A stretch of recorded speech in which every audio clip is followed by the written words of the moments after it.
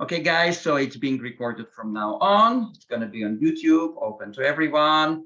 And before we delve into our subject, talking with our amazing speaker, I just want to tell you that those webinars are created by and for the Weekly Fasting Group, which is a big online community of people who practice abstinence from food for 24 hours a week at least. So that's the common denominator. Other than that, every person is unique. We have people coming from virtually all dietary backgrounds, different spiritual backgrounds, different healing modalities, but we are just live together in this community, coexist together in tolerance, listening to each other, loving each other, respecting each other, whatever our choices might be.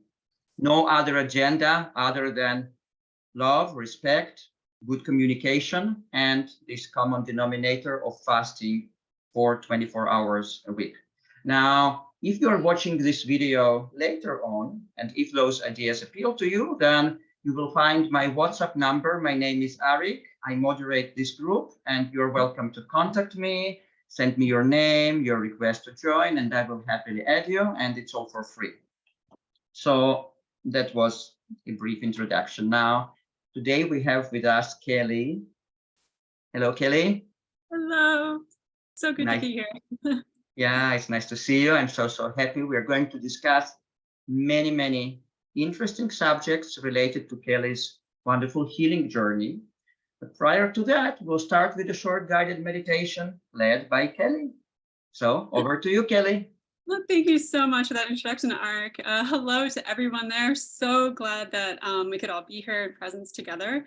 I've been hosting weekly, I call them presence and meditation sessions. They're really micro meditations because many of us don't have time, or at least for me, I don't like to sit still for too long. So I found this practice of just micro meditations, starting with 3 minutes, and then over the course of the session, usually building to 5 or 6 minutes at a time. But it's amazing what can happen in that time period, settling into the body and connecting more to peace, presence, and the oneness of all. So figured we'd start with that. We'll just start with a 3-minute meditation. You might hear the chimes. If not, I'll gently guide you out, but it's just feel into your body, come to your breath. There's no guided part to this 3 minutes. It's just really sitting in stillness and in presence. So for 3 minutes, here we go.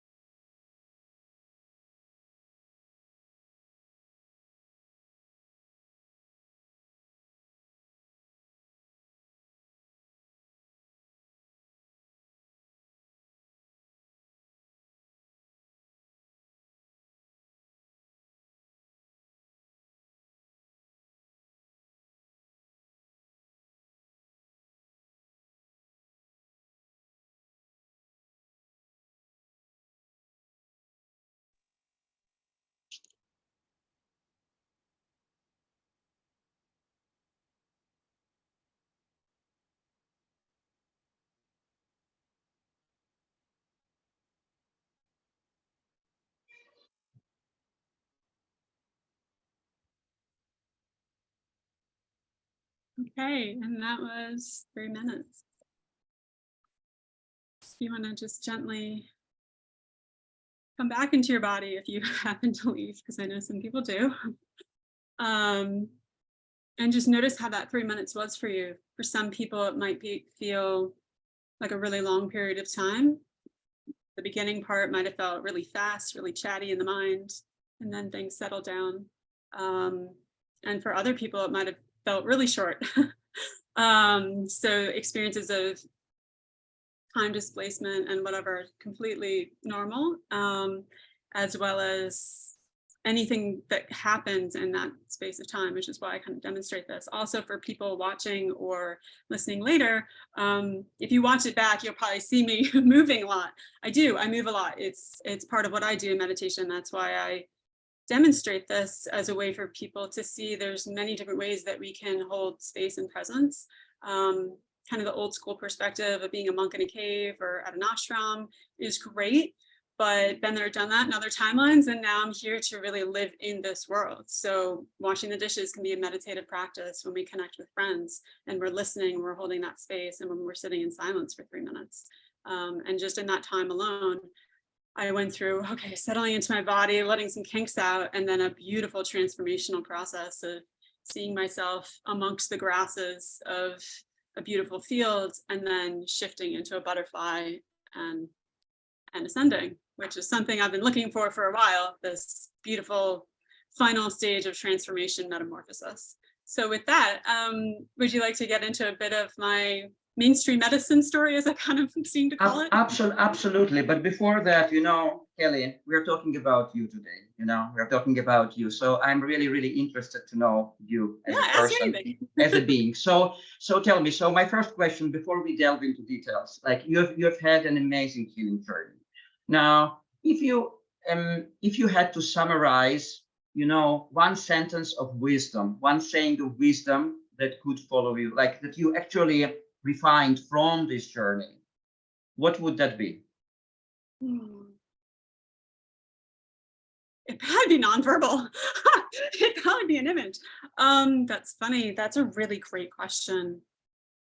Honestly, I think the ability to embrace non-resistance and resiliency, to be able to come into peace with any aspect of your experience, is one of the most essential and transformational things of any part of the human experience, because even when we get really excited about things, it can cause us to go spiritually out of body. So that can feel amazing, those bliss states. But we need to really bring heaven to earth. That's what I keep seeing over and over again. And so whether we're in an illness experience, a traumatic experience, or having a really great day, it's so important to, some people say, grounds those energies. I think about them as bringing them to center, the center line, and the heart space. And from there, we can permeate our entire energy field and our world with that energy. And so really, I feel like everything is about, yes, we're here, a lot of us, for ascension, but really it's about being embodied here and now in this present moment, regardless of the challenges. And that is actually one of the ways I've found to shift suffering into neutrality, into a place of peace. We can have pain, and if we're present with it, it doesn't necessarily need to go into suffering. But that's a lot more than just one sentence. Okay.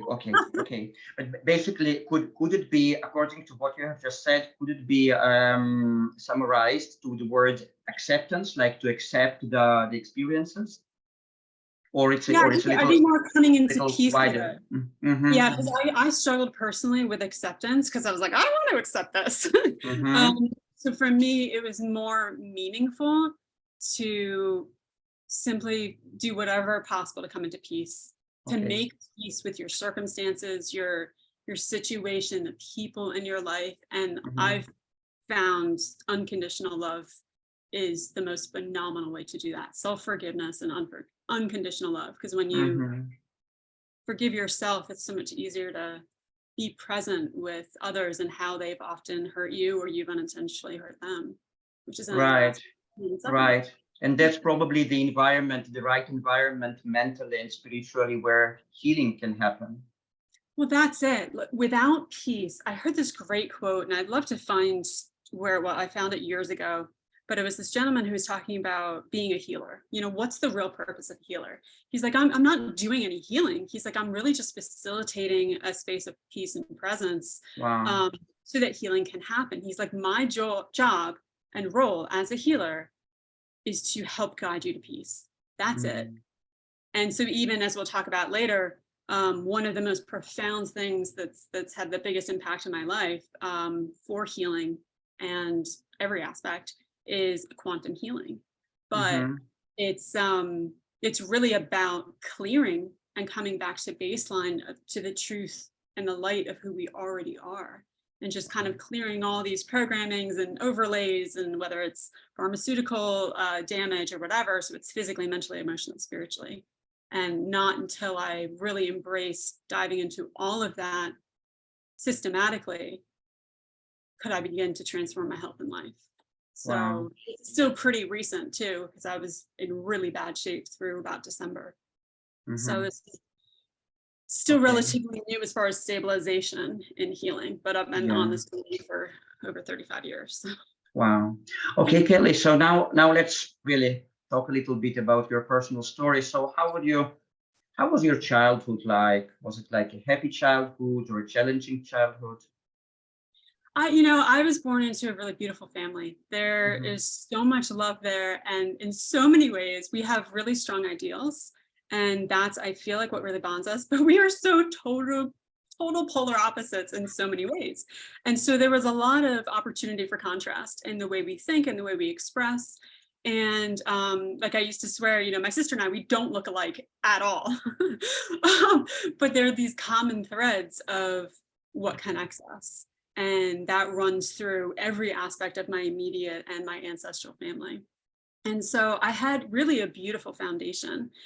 What's interesting looking back, which we'll get more to later, is the amount of spiritual interference just trying to incarnate, come back in through however you want to see it, into this lifetime. And that stems well beyond my ancestry. And that's another big part of the story that I've only been starting to unravel like the last maybe 10 years, to come into understanding of my physical experience. So usually I start with my physical experience because that kind of is most linear and it makes most tangible sense. So in the physical, I was pretty fine, happy, whatever. When I was little, I didn't really like to eat much, but it was kind of, that was weird. So it was often a bit concerning that I didn't really like to eat a lot, and I was very picky. I only really liked, raw fruits, sometimes a little raw veggies, did not like meat. And yeah, it was just, as my parents would say, it was carbs, carbs, carbs. If it was carbs or sugar, Kelly would love it. Which is, now looking back, it's like, it makes a lot of sense to me, because that's what I feel lightest and freest on. All the other foods are really heavy to me. But try to be a good girl, so I'd eat, but I was a very picky eater. And looking back, it's so interesting to piece these things together. But yeah, pretty relatively healthy, happy hot childhood, of my initial memories. And then coming into moving to we moved to Connecticut when I was 5 years old. And shortly thereafter, I started having a lot of trouble sleeping, trouble falling asleep, staying asleep. And I knew that, but it was kind of my normal. So it is funny in the chronic illness experience, what becomes your normal, you just keep going. Like, you don't realize how abnormal it is until either things shift, you heal, you have a conversation with someone. And so my normal was sick. So I started with trouble sleeping and a lot of, different kinds. I didn't have terminology for it, but I started with a lot of anxieties. And I knew it at the time looking back, but then I was spiritually blocked. And then I personally shut down my own intuition as a coping mechanism. So looking back, I now know I was being tremendously harassed by spirits, interdimensionals, a ton of stuff in that woo-woo world, as my family would say. And I really had no coping mechanisms. I had no one to kind of talk to, make sense of this. And so there was tremendous sleep interference, which just started kind of leaving me a little more vulnerable. Wow. And then I got bitten by a tick at age 5. And I didn't get actually it was 2 ticks. I didn't get a rash. So there was no treatment initially, because back then, unless you got a rash, you didn't have Lyme disease. And so they thought it was fine. But then I started getting a lot of unexplained tiredness, falling asleep in class, Mhm. traveling joint pain, headaches, and then worsening of, anxiety symptoms. And these are classic initial Lyme disease symptoms, even fluctuations of temperature. That progressed. So by age 7, I started having memory issues. And again, looking back, it was my normal, but I have these very vivid memories of being in like certain classes. And I just remember having to work harder and harder to get the same grades. So it was so gradual. It was such a gradual progression. And then it was just kind of like, all right, what else am I going to do? I'm just going to level up. I'm just going to work harder, to maintain that same level of functioning. And because of so many of my symptoms were invisible, it just didn't make sense. Even the joint pain, it's like, well, Kelly, I thought your left knee hurt. Now you're saying your right knee hurts? Like, that doesn't make any sense. And like, you didn't do anything that so there's just a lot of this. And it was kind of planting the seeds for breaking down of my sovereignty, because I started questioning myself. So it was kind of like I felt like I was in so many spaces at once, constantly trying to cope with my physical experience and my pain, then my mental and emotional anxieties that were worsening, and then also trying to encapsulate that so that other people, once they sensed that they would be worried or nervous, and or if they started feeling like, I don't know what else to do, they start feeling helpless. And then I, as an empath, would feel that. So I would simultaneously try to not cover all this up, but just handle it on my own, so that I could protect my loved ones, and so that I could also protect myself from having to empathically deal with what they were dealing with in regards to me.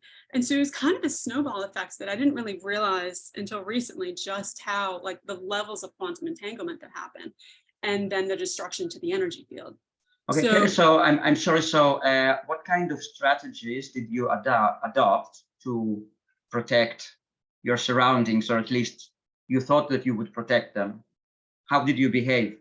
at that time, nothing.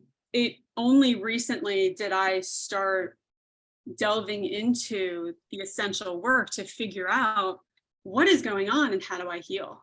So the rest of Okay. the illness experience kind of goes through this massive progression of mounting symptoms, damage to the physical energy body, then making me vulnerable to just freak accidents, bizarre injuries, which then Yeah. led to Yeah.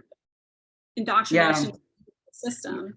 Yeah, Kelly, And just want to make sure I got you right, that you had all those symptoms, physical, like it was difficult to study, mental symptoms, but then you mentioned, maybe I got it wrong, that you did something as a girl, as a child, that you thought would protect your family from your bizarre behaviors. Was it the right line of thought that I got from you, or not? yes, Mm-hmm. so Yeah. when I So did, I'm asking, what exactly did you do as a girl for that? yeah, well, what I wound up doing, which is really unhealthy, is I started developing coping mechanisms, which were great in the moment, but ultimately led to more trauma, essentially. So I would stay quiet. I just would stop voicing my experience. I would stop, I would just work harder in school and stay quiet about how much harder I needed to work. So it would take me hours to get through, which should take maybe 20 minutes of, say, math homework, because everything was flipping around in my mind, or like the brain fog, I just couldn't think. So basically, most of the coping mechanisms, or most of my spiritual guidance and my sense of intuition, started kind of getting trapped and encapsulated in ways that I couldn't handle. And so it's hard to put all this experience into one. I recently have had more insights into my early childhood, my, say, ages birth to age 5. And through some shadow work, came across some really difficult to process emotions related to some trauma and abuse that I experienced that was completely unbeknownst to my family. And waking up to this was both incredibly validating, but incredibly difficult to wake up to the last 10 years, because I still felt like I couldn't speak my truth. I couldn't talk about this with anyone because I had no proof. Some of the people who are, were involved in this are no longer here.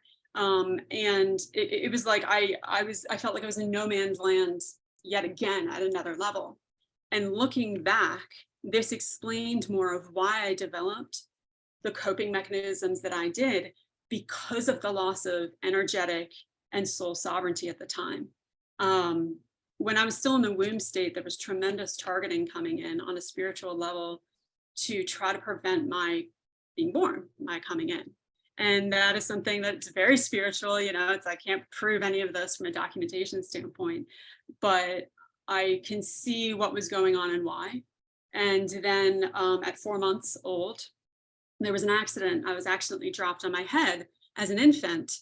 And it resulted in what was probably a significant concussion at the time, but you didn't really go to hospitals or whatever unless somebody was like cut or bleeding.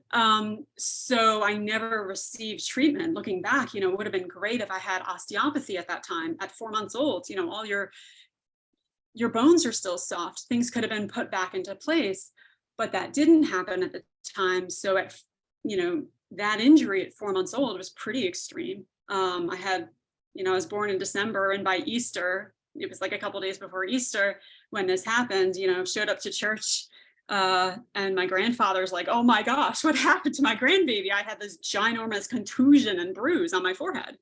So I was dropped here, and it significantly impacted my spine, the bones in here, sinuses, and several other things. It also impacted my digestive system. So when something like that happens, it impacts your spine, your sinuses, the sinus cavity, where the seat of the soul is between here and here. It's shifting with ascension. And then the entire spine is so connected to breath, the whole diaphragm and the gut and the entire digestive system. So there were many reasons, I think, that it's like when I first heard about breatharianism, I don't know, maybe 12 years ago, it was like finding a puzzle piece I knew I was missing, but I didn't quite know what to do with yet. But I knew instantly, I was like, oh yeah, no, that's like, I'm kind of a breatharian in denial. Like, I don't know how I'm going to do this, especially with my lifestyle and family and connections. But I'm like, yes, versus other people, they're like, that's crazy. And so looking back, all of these different things, and now it makes sense why I developed the coping mechanisms that I did, because I lost connection to God source creator at that time. So at 4 months old to 4 years old, there was tremendous spiritual targeting, shall we say, that then resulted in the severing of the silver cord, which is something that most people either had never heard of, or they would deny my experience. They would say, you can't possibly have a severing of the silver cord. The silver cord is the connection to God source creator down here with us in the physical. And so one of my experiences all along, even in the faith that I was raised as Catholic, I just felt like my prayers were going nowhere. Like I was just so alone, and I literally felt disconnected. And I didn't understand why, looking around everyone else. So my health, my life just getting more and more into illness and chaos. And it was just so confusing to look around and see other people, that I knew would get sick or whatever. But then eventually they would receive the support and the guidance that was aligned for them. And it was like, no matter what I read, how hard I worked, how hard I prayed, how hard I cried, or not, because I stopped crying for about 30 years too. I shut all that down. I shut down my sentience because I couldn't handle the empathic entanglement anymore. And so I just held in all my emotions and my fears, and literally didn't cry until I think my mid-20s to late 20s. And so it was this process relatively recently, of understanding like, oh my goodness, no wonder why I felt so alone. So it was actually in my, numbers. I stopped counting at 13. My 10th to 13th near-death experience, which was I had this autumn, during, I think, a moment in October. It was a very clear moment where in an instant I saw literally exactly what to do. Like, silver cord got completely severed. You need to literally rebuild it, not just repair it because it's been completely obliterated. Rebuild it, reattach it. And from there was a whole series of things that came through, connected with the spiritual body, the energy bodies, and all the way through to the physical. And so it is hard I'm still kind of reeling, trying to make sense of my journey, because it's not just physical. It's not just about, the mainstream medical system that I then went through, really starting at age, like in high school, I got next level sick, where we knew, like, all right, something is undeniably wrong. I came down with an extreme thyroid condition. They thought I was one of the youngest people ever to have Graves' disease. Went for the tests. Turns out, not Graves, just thyroiditis, an extreme case of it, but we don't know what's wrong. Like, we don't know why you have this. So there was a lot of that the first 19, 20 years. Massive subsets of symptoms and like weird diagnoses, or like, diagnoses for symptoms, but not like reaching root cause level. And at age 19 is finally when I got diagnosed with late stage neurological Lyme disease with severe cognitive impairment. I went through a bunch of, I'd have to find the paperwork on that, but like actual cognitive testing to test IQ and all this kind of stuff, and see there was a significant depreciation of my cognitive abilities, as well as autoimmunity. So Hashimoto's really appeared at that time. It's just a thyroid condition. And then hormone dysfunction. So that hit the rest of my system as well, which was in the works for probably 10 years prior to that. I was diagnosed as being in a state of menopause at age 19. Talk about like, what? So that was eye-opening, which is something that I have healed in my journey completely, which is quite remarkable. So I reversed and was able to reverse and heal that. And the other big diagnosis at that time was narcolepsy. So I had severe insomnia since age 5, but then really since probably age 9, any sleep I would get was completely unrefreshing. And what's so interesting about narcolepsy in particular is, I think it was the first time I came across Louise Hay's "You Can Heal Your Body" book. Kelly, I'm sorry, we are going to talk about that, but I also, I think I said it to Emily, having interviewed her a few weeks ago. I love definitions because many people might not know about those conditions, So you mentioned, first of all, Lyme disease. Some people might know about that, might not know about that. Then thyroid issues, and then narcolepsy. So could you define just a little bit, either like a dictionary definition or from your own experience, like the symptoms, how you felt and stuff like that? Yes. Yeah, the dictionary definitions you won't get from me. I'm not good at that. It's fine. But Lyme disease is usually contracted by a tick. It can also be transmitted in other ways through body fluids. And it can pass through, it crosses the blood-brain barrier, and it can pass from mother to child. So there are, a lot of people now are seeing that they're having, they're birthing children that are passing along this Lyme disease condition. And it's heartbreaking to see what's happening, but it's usually passed on initially by a tick. You can look up a lot of stuff. There's a lot of controversy around Lyme disease. The origins of it is a part of biowarfare. These are massive conversations that are beyond the scope of this interview. But how it manifests initially is sometimes with a fever, aches, pains. You kind of just feel like you have a cold or the flu. And it's called the great mimicker because that's really what it does. It often will mimic pretty much every other condition and infectious disease out there. So that's why it can be really difficult, used to be really difficult to diagnose and treat. There are many, many co-infections, of which I've had way too many of them as well. And a lot of them, the challenge with treatment, especially conventionally, is once you start treating, the bacterium, spirochete, some of them are parasites, whatever, they'll start changing forms. They're smart, they adapt. But if you're doing targeted treatment with antibiotics, it can actually trigger them to change form, which means that it makes it more difficult to treat. Plus, Lyme disease, what I found on the personal side is some people will be seemingly healthy, and then suddenly seem to be sick. But usually, versus other people, it's more of a chronic progression. But really the underlying issue is these bacteria, parasites, whatever, feed off of the same things that we do as human beings. So whatever nutrients, so often what you'll start experiencing are symptoms that are indicative of classic human nutritional deficiencies. So that's kind of the Lyme disease.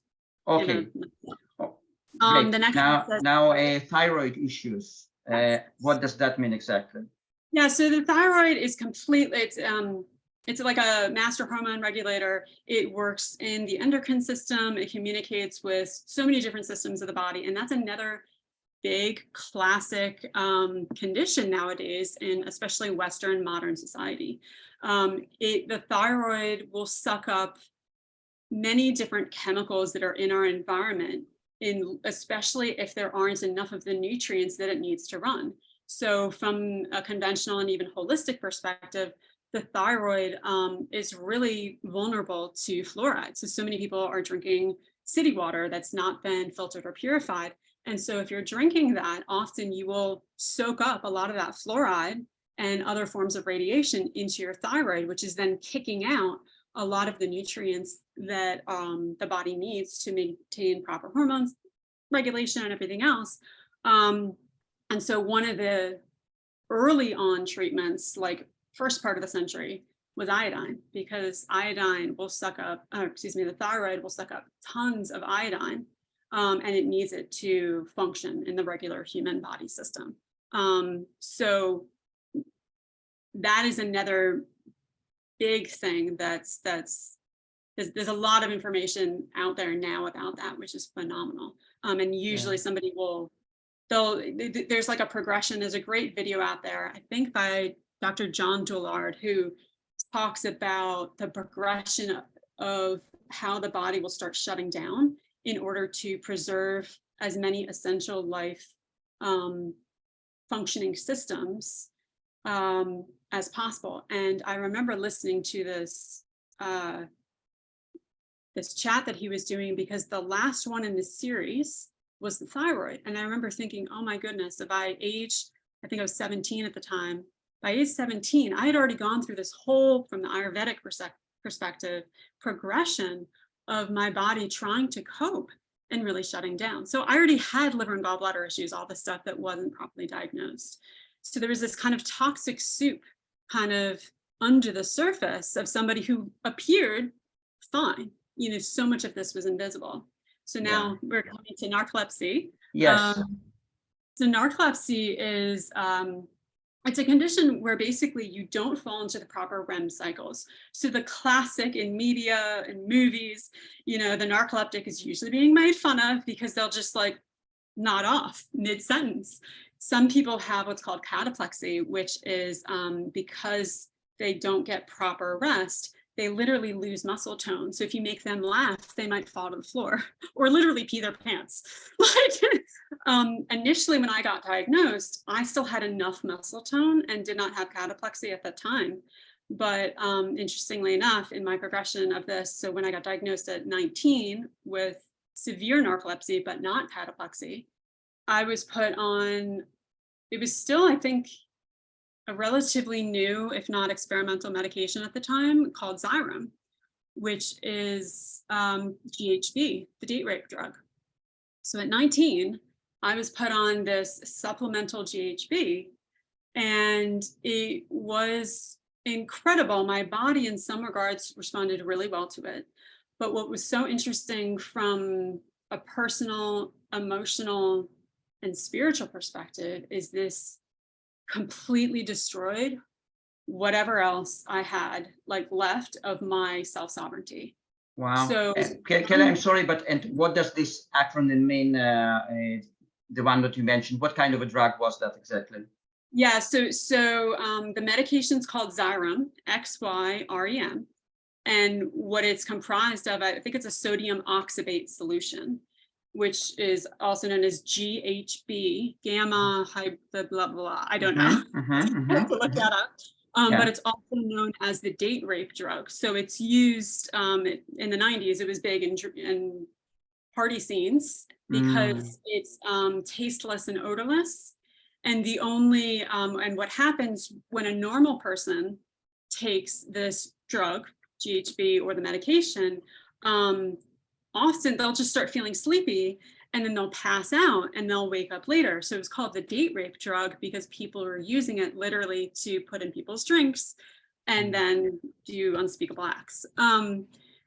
It was used for narcolepsy. It's still used for narcolepsy because of how it changes the sleep architecture of the brain. So it was intended so that most narcoleptics don't have a problem falling asleep.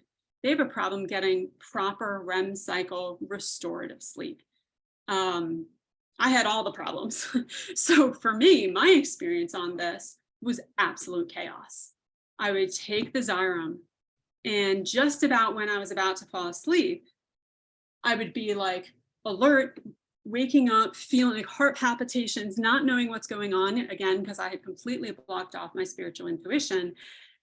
And then I would slip into kind of basically this trance state where most, like 99% of the time, I wouldn't remember what would happen next for the next 4 hours. And my poor family, for the next, I think it was 15 years, they dealt with me when I was living with them. And then when I was living on my own, the worry and fear knowing this was happening. I would nighttime eat. I would, some people kind of like, if people have heard about taking Ambien, a sleeping medication, and then going driving or doing different things. With my experience, it was nighttime eating. And only recently, in the last couple of years, have I pieced together more of what my body was trying to do because I was blaming myself. I was so upset the next day. I would literally wake up with food everywhere, not knowing what happened. My parents would hear me when I was still living with them, and they would just be terrified because they knew I was in some sort of sleep trance state. They couldn't wake me up. It was terrifying to witness, and they were afraid I was going to be choking. They were afraid I was going to go driving or something. And so it was just chaos. And for, I'd say, the first 5 years, I kept trying to tell the doctors and nobody would listen. They just said that they've never heard of this experience. So again, I resorted to old coping mechanisms. Just shut up. Just don't make waves. Tell them what they need to hear so that I can still get my prescription because it was benefiting me in the physical, but I don't know how to cope with this. And so I went through a lot just trying to cope with that. And then by age, I think 29, 30, I had it. I was just done. Yes, I guess I was on it for 10 years. And then I just couldn't take it anymore. So I quit cold turkey, do not recommend. And then my body completely fell apart and things got even worse from there. A year and a half later, I wound up going back on the medication, thinking, all right, I can't seem to survive without it. Let's go back on it, see what happens. And I was on it for another couple of years. And then it was 3 years ago in May, I celebrated my 3-year anniversary of being completely medication free. Wow. So we'll get to that with, that was kind of a combination of coming into fasting and whatever. But that was a profound experience because growing up, I was raised in a certain way and I always felt resonant to never doing anything to compromise like my awareness, my mental state. And so I never drank, I never did drugs. You know, some people might call me a good girl. That was just, it just didn't feel like a good idea. And now I know why. But what was so interesting, the more I got into the medical system to treat symptoms, starting with, you know, anti-anxiety, antidepressive medications, they put me on birth control pills, even though, you know, I wasn't active in that way in high school to regulate my hormones, all these things that were considered normal back then. Maybe it wasn't everybody's experience, but it's certainly considered normal now. Was really devastating to my energy field, my physical body, etc. But it was also doing tremendous damage to my soul sovereignty. And with the Xyron medication and that experience of slipping that much more easily into trance states, it was a lot easier for demonic interference to get in. So what I've been piecing together the last, say, 10 years, especially the last 3 years, is really the shadow side of this whole time period since birth. Because without that, like, that is literally the glue that's kind of kept this illness cycle in place. And it was such a journey to even figure out what was going on, what can I do to shift, heal, clear, whatever. But it's like, it was clear I couldn't do this on my own because I had gotten too damaged. Yeah, Kelly. So, usually after about half an hour of the webinar, we usually open our mics for questions. But I would really like us to cover, what was the turning point for you on your healing journey? Like, how did you realize that there is a solution, or there are ways and strategies to try to get out of all this mess? Yeah, at age, there were a couple little ones that were kind of moments of me coming back into, I have to say no, even though nobody's going to agree with me, and I have to figure out how, I'll deal with the repercussions later. But it was like I couldn't not take a moment and make a different decision. One of those is when I was on a PICC line for the Lyme disease at age, I don't know, in my 20s. So that's where you have literally, they surgically put something in here. They put a tube through your vein to the top of your heart so they can drop the antibiotics right into your heart and pump them out. And I had been on that. I got really sick. I almost died a couple of times with the treatments. That's when I first had multiple bouts of meningitis that I'm still clearing now, almost 20 years later. And there was this moment where I had gone through so many different things and we didn't know what else to do. And the doctor's only suggestion at the time was to go back on IV medication. And it was the morning that I was supposed to get the PICC line put back in. And I was just, I can't do this. And my family kind of freaked, which I understand. But that was the first moment where I was like, no, there has to be another way. Fast forward to around age 25, I started having a quarter life crisis, as I call it. I had been really sick up to that point, and I started feeling a little better. And it was weird because I didn't know how to be normal. At age 25 is such an interesting place, especially in the American lifestyle. All my friends had already graduated college. I wasn't well enough to kind of go back and try to do what I once wanted to do.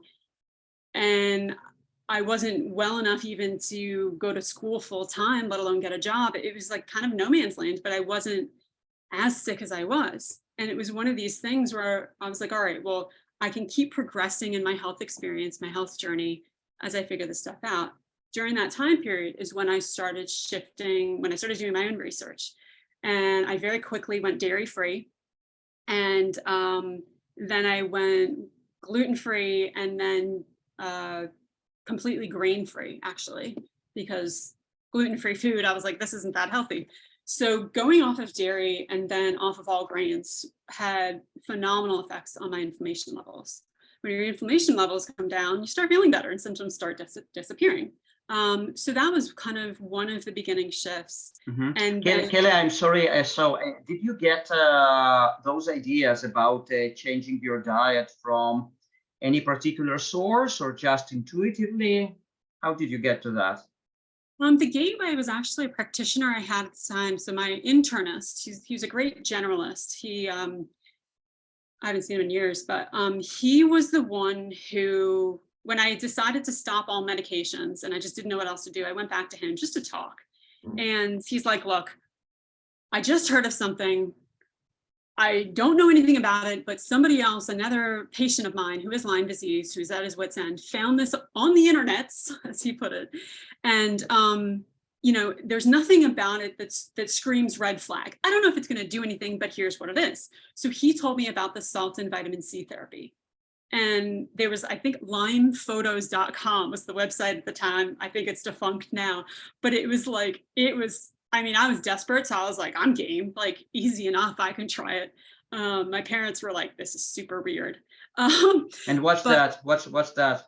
yeah, so the salt and vitamin C therapy it was literally just developed from this guy who had an intuitive thought about, okay, on a cellular level, your cells can't get nutrition. They're plagued by this Lyme disease and all the endotoxins, which are all the bacteria. It's all like the waste products of all the organisms that shouldn't be in your body. And so the thought was combining salt and vitamin C. Salt helps with, I guess, osmosis, getting things into and out of the cells, which is great for getting nutrients into the cell and getting toxins out of the cell, which is what's needed for proper cellular respiration, proper elimination of toxins, nutrient integration. And the vitamin C was actually the agent to start killing the Lyme disease. I felt phenomenal relatively on that protocol. I did it for a year. I think I got up to, the protocol at the time talked about 12 grams. That's 12,000 milligrams of vitamin C daily and same amount of salt. Now, I think there's so much that's really interesting about this protocol. And for somebody who's maybe relatively healthy and titrates up and down, it can be of great support. What happened with me is after I was on it for a year, I wasn't aware really of minerals and mineral balance at the time. So what I wound up then developing after I came down on the salt dosage is a severe electrolyte imbalance, which I've been working to correct the last 15 plus years. And so that was kind of the gateway then to doing more research, which then led to, oh, dairy, sinus issues. Like, wow, I had sinus surgery because my sinus infections were so bad and it still didn't do anything. What if I come off dairy? Okay, oh, wow, what's gluten? And that's how I started my journey. And coming to, I think, yeah, I was in my late 20s when I was doing a ton of research. I was well enough to have my one and only corporate job. And I was during that year, so that was 2012, I came across the Institute for Integrative Nutrition. And I was like, oh, I'm coming across a lot of the same protocols and teachers. And so I wound up going through the integrative nutrition program just to make it even easier to do the research that I was already doing. So that okay, was so we have introduced here another term, integrative nutrition. So what is that exactly? What's their approach? Yeah, I love the Institute for Integrative Nutrition, also known as IIN. It's great. It used to be a live program in the city. It was started by a gentleman called Joshua Rosenthal. And he had this concept. I think he had like probably, I'm going to call it a vision. I don't know if you would. Years ago, I don't know how long the school's been open, maybe 30 years or so. Basically just to start teaching people about their health and food and the effects that it can have on their health, their lifestyle, their relationships, and how health is not just about any one thing. It's about so many facets of living. So it's our emotional health, it's our relationships, as mentioned, it's food, etc. Or do you have a meaningful career? How, are you actively engaging in creativity? So I loved the approach. And he had a live program in the city, which ended the year before. The class before me was the last class that met in person. Mine was the first class that met online. So it's a huge nutrition school now. Their headquarters is in New York City. And he frequents Kripalu Yoga Center up in Lenox, Massachusetts, if anyone has ever been there. I've seen him there. And yeah, it was a great program for me. And that was how I got my health coaching certification. And from there, it started kind of opening up more avenues. In that nutrition program, he kind of takes a similar approach to kind of what you do, which is he just brings in speakers to share from their experience. And it was both amazing, also kind of overwhelming too, because everybody is kind of speaking from their level of experience, but in a lot of absolutism, I found. And so it was kind of like trying to figure out what was right for me was another stage that I would need to integrate later on. So it was kind of a lot of information. but it was a phenomenal experience. And from there, I found, veganism, raw foodism. I think Alexander Younger's Clean book was phenomenal. So many different things, especially when my health started turning significantly worse again, around 2013 and onward. Huge nosedive.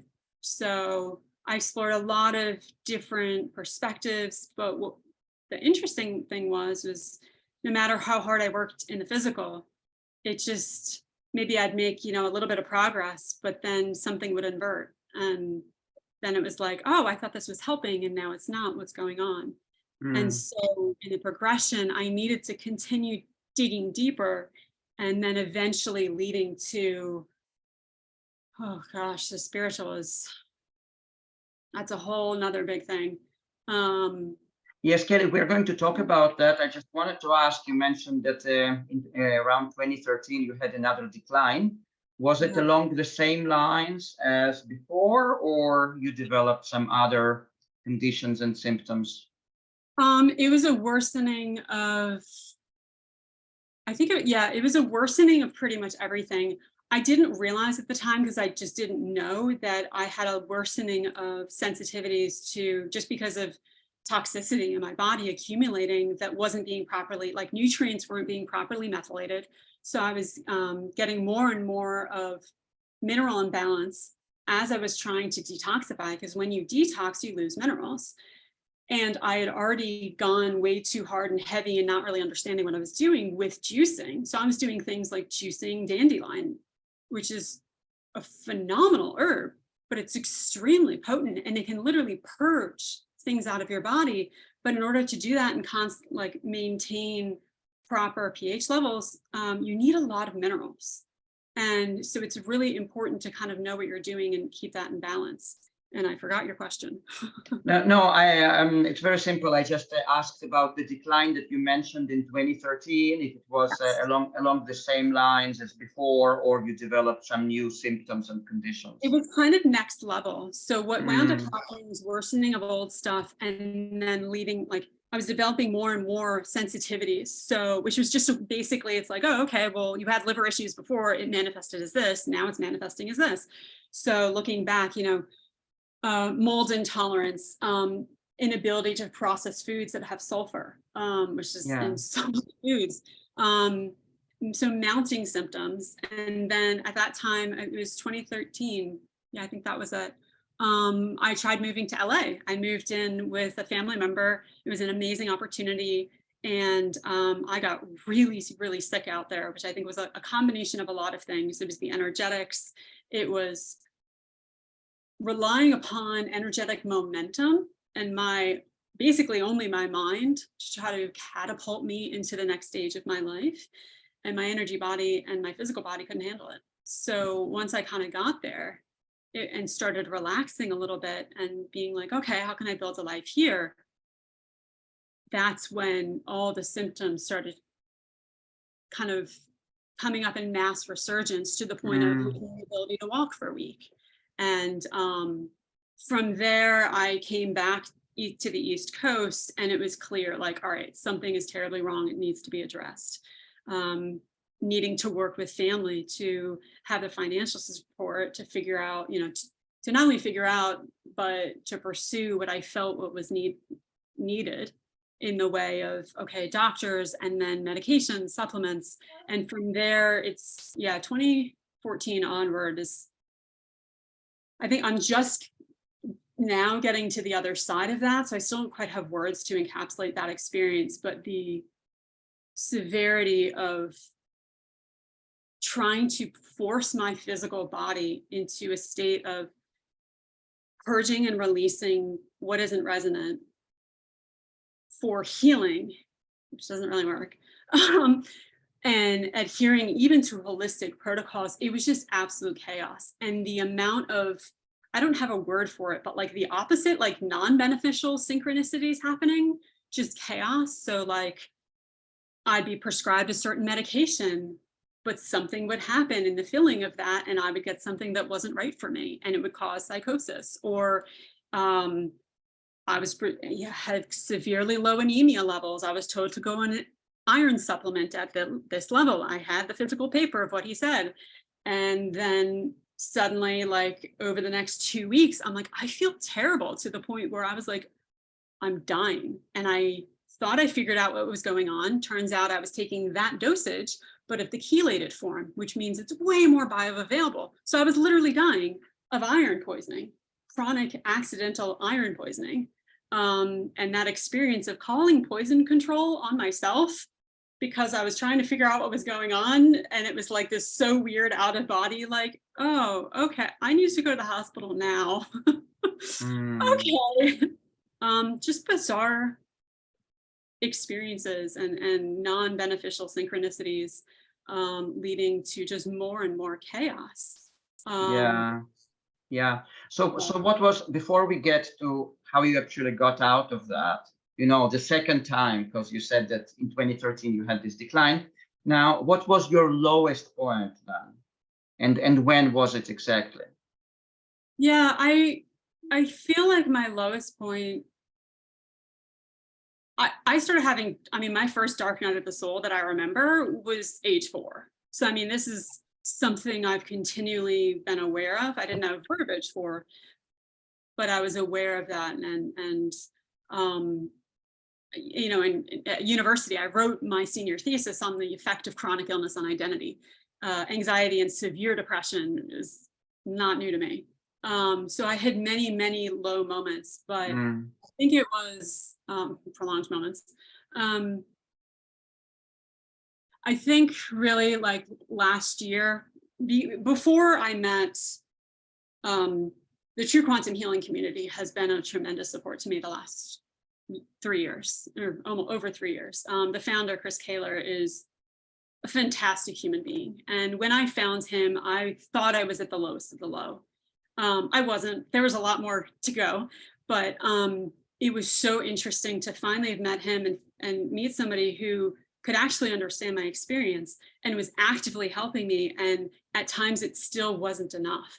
So about 2 years ago to about a year ago was really probably the lowest point in my life, where it's like, you know, a lot of people now, people speak about it more, but for a long time, people didn't talk about depression. They didn't talk about, you know, suicidal thoughts or anything like that, because it wasn't safe, honestly. You'd freak people out or you'd end up in the loony bin, you know, you'd end up being locked up. And so I learned that, I knew that very early on, it wasn't safe to talk about these darker thoughts.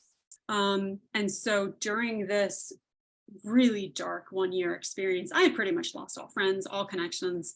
You know, my family knew a little bit of what was going on, but I just knew to keep it pretty much to myself.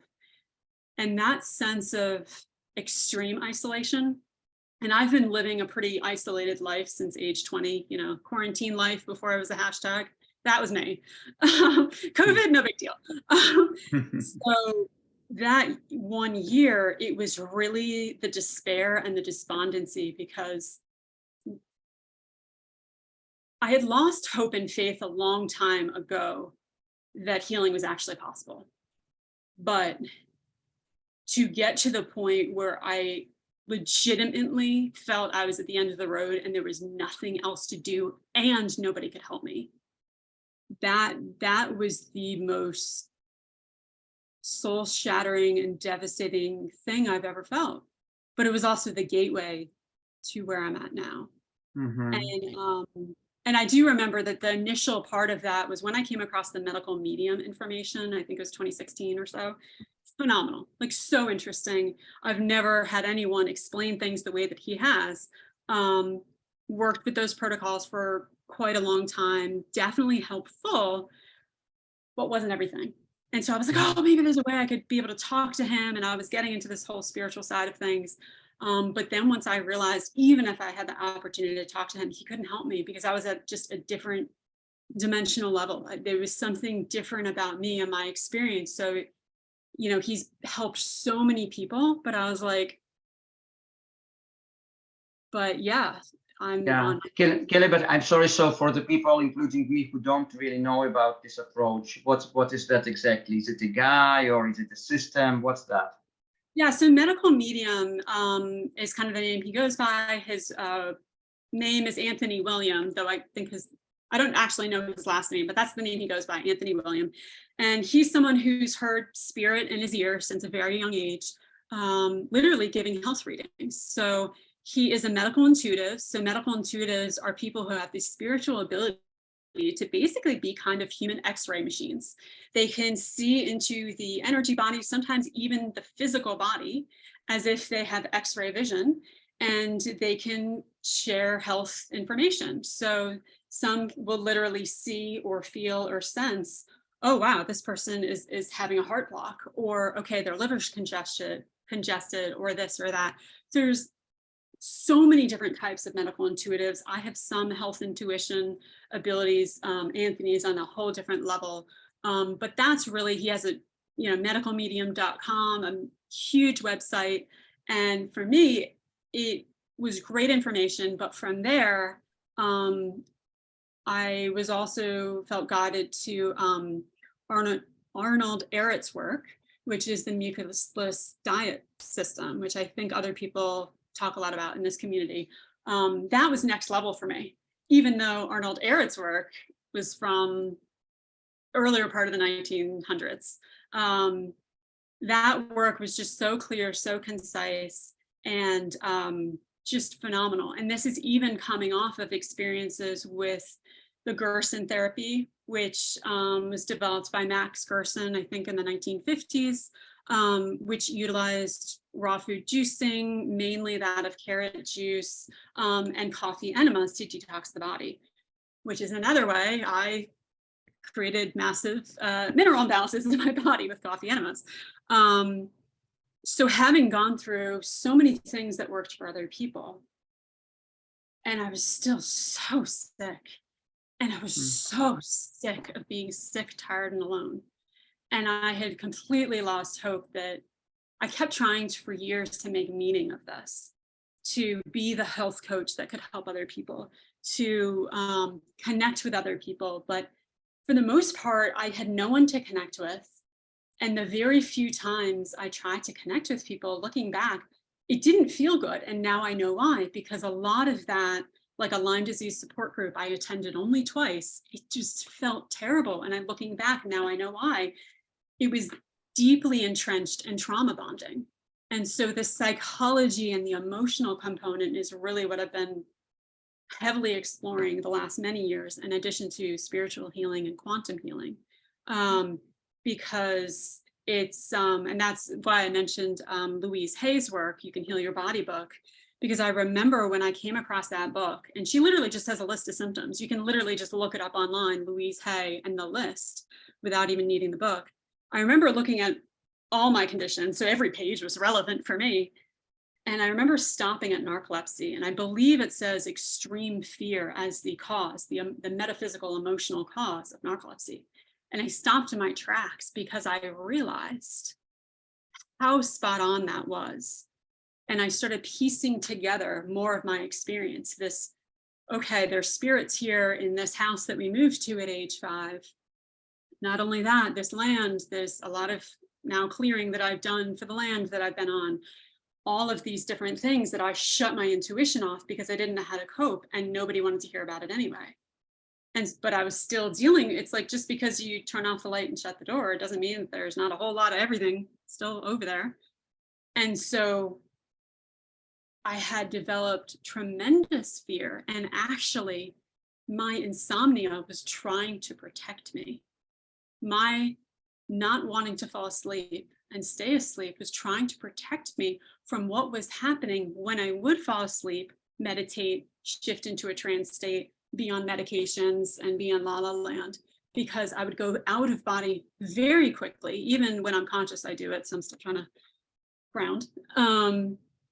But I would shift to the astral plane, and that is not a great place to be. There's a lot of perspectives on that, and that's beyond the scope of this interview for now. But in my experience, the very dark, demonic side of the astral plane, let alone the underworld energies, is what I was experiencing basically 24/7. I could cope during the day, but I had no soul sovereignty, let alone physical sovereignty at night. And so part of me knowing, I'm not going to drink, you know, I don't need any mind alter, like that was my intuition's way of knowing, like, just don't go there.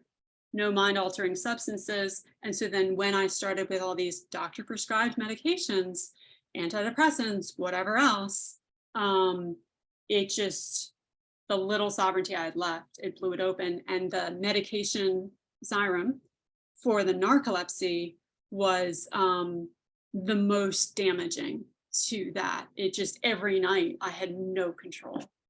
Wow. Kelly, so did you, after changing your diet, after going to those medical medium or other like changes, Arnold Ehret, were you still on meds for some time? Like, did you combine taking meds with all those healing systems? Yes, actually, that's a perfect segue to fasting as well, actually. So medical medium, I think was maybe 2016, and Arnold Ehret around that time as well. And then I was coming across water and dry fasting. So I think Reynaud's, maybe it's 2018 when I came around to his information. Yeah. And I was so intrigued. And I started experimenting with some of my own fasting, and I wanted to try dry fasting, but I had medications. And so it was actually my desire to pursue, well, it was a simultaneous long-term desire to pursue fasting combined with, I'll be honest, completely giving up. Just completely giving up and stopping eating and drinking at times, smaller portions of like a day, or, 24 hours was not new to me by that point. But at that point, it was just maybe, 2017, 18, 19. I was just giving up. I was like, I can't do this anymore. This is not living. So I think it was around, we're in 2023 now. I lose track of time. So I think it was around 2018, 19 of when I just stopped eating and drinking. I stopped eating first, and then I realized it was like a couple days. And then I was like, oh, well, maybe I got the intuitive note that like my thyroid medication wasn't doing anything. So I was like, and then I forgot to take it the next day. And then I just went 2 days and 3 days, and I didn't feel any differently. And I knew from blood work in the past that I actually wasn't, even 15 years prior, properly converting the thyroid medication. So I had to switch from the classic Synthroid to, like, I think it was Armor Thyroid. My body still couldn't process that. So then I went to a compounded form that was specific just for me. And my body, I was like, I still feel like it's rejecting it, not doing it. So I just stopped taking it, didn't feel any different, didn't tell anybody. And then from there, I was like, oh, well, I guess I could try dry fasting now because I don't need the water to take the pill. So my longest fast, maybe it was 2019, was 17 days, which was a combo water and dry fast. Symptoms kind of went on hiatus. They didn't disappear and they didn't resolve, but they just kind of got quiet during that time. I was exhausted, basically didn't do anything for those 17 days. And the electrolyte imbalance was still largely at play at the time. So by age 17, the muscle spasms and cramps were just so intense that I was like, all right, I got to go back on something. So that's how I broke that fast. And from there, I wound up going into the master cleanse, which is like known as the lemonade diet. It's literally cayenne pepper, lemonade, maple syrup, which was horrendous because I didn't realize that I had a histamine and mast cell issue, and also cell danger response, which I kind of just call cellular PTSD, where the cells are just kind of completely stressed out and won't let anything into the cell, nutrients, and won't let anything out. They're literally just kind of in paralysis. So it's that like nth degree of fight, flight, or freeze mode. And so the master cleanse was just, it literally, I didn't have SIBO or SIFO prior to that, but I sure as heck had it after. which I'm still healing. So that And destroyed what is whatever. that? What is that, Kelly? What is SIBO? Yeah. So SIBO is small intestinal bowel overgrowth, and SIFO is the same thing, just fungal overgrowth. So the entire small intestine that really shouldn't have, like, that's where you're supposed to be, like, the body's supposed to be doing a lot of the work to kind of extract nutrients and this and that. It shouldn't actually have, like, probiotics aren't for the small intestine. They're for the large intestines and the colon. So the small intestine, when you get an imbalance there, it is just horrendous. So prior to that, I always had gut issues, but it was nothing compared to the last many years, where literally from, upper ribs down to pubic bone, mass distension, bloating like a beach ball for a belly. And then that inflammation and the pressure on the internal organs from the extreme bloating of the small intestines, it backs up both ways. So then I had already had gastroparesis, which is basically a shutting down of the stomach. It's like a paralysis of the stomach at that point. So it's like often I would always feel full up to here, even if I hadn't eaten in days, just because of backlog of food. And then the other way, I had chronic constipation as a young kid. And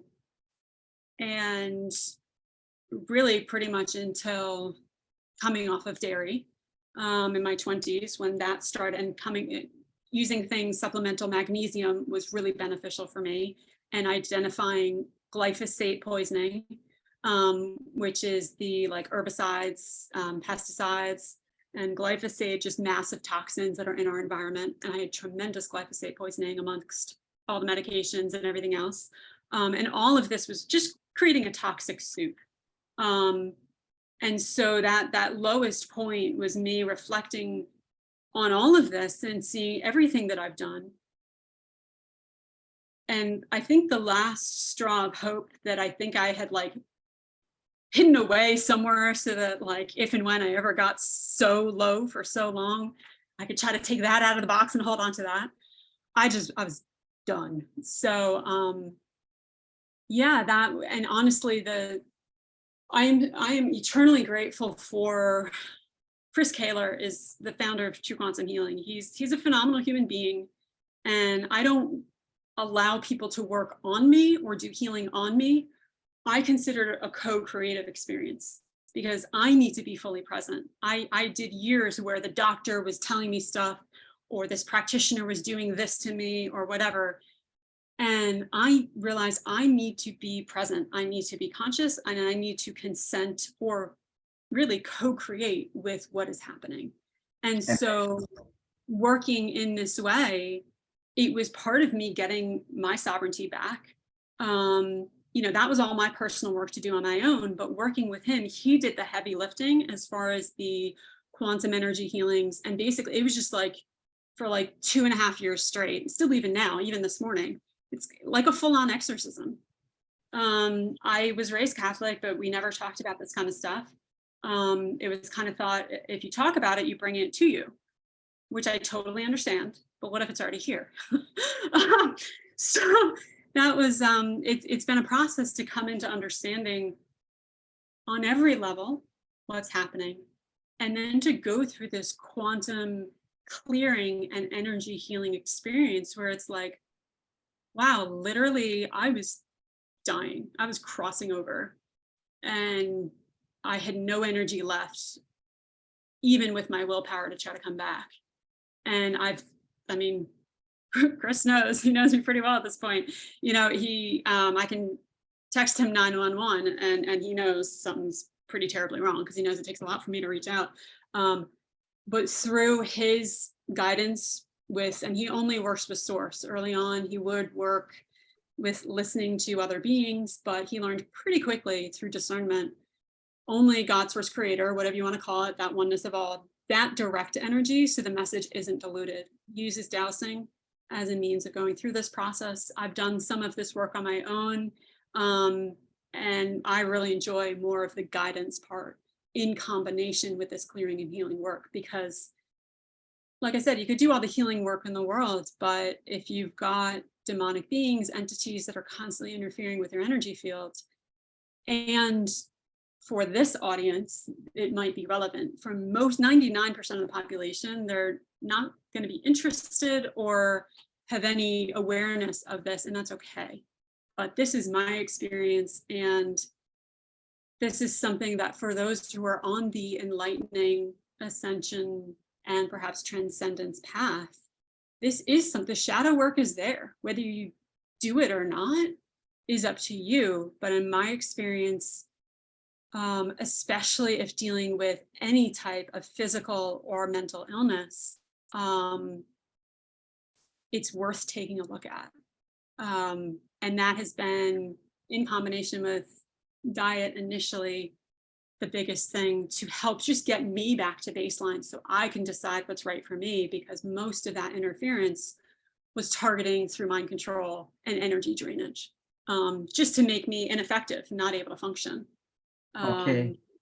Okay, so would you say that work with this guy you mentioned, this quantum healing system, was that the main thing that actually helped you get out of all those terrible conditions?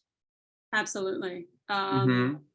It's, you have to step into your own power. And I was actively doing that just before finding him. And then I went through a really dark period, and he helped me physically stay here during that period long enough to then kind of take the reins again. It's like that quote, haven't read the Bible, but I love some of the metaphors that come forth from the Jesus stories. One of which is, the footprints poem. I'm sure everybody's seen the footprints poem. And I'm probably going to butcher it, but it's like that concept of, when you only see one set of footprints, that's when I carried you. And I feel like we all can be earth angels to each other in different ways.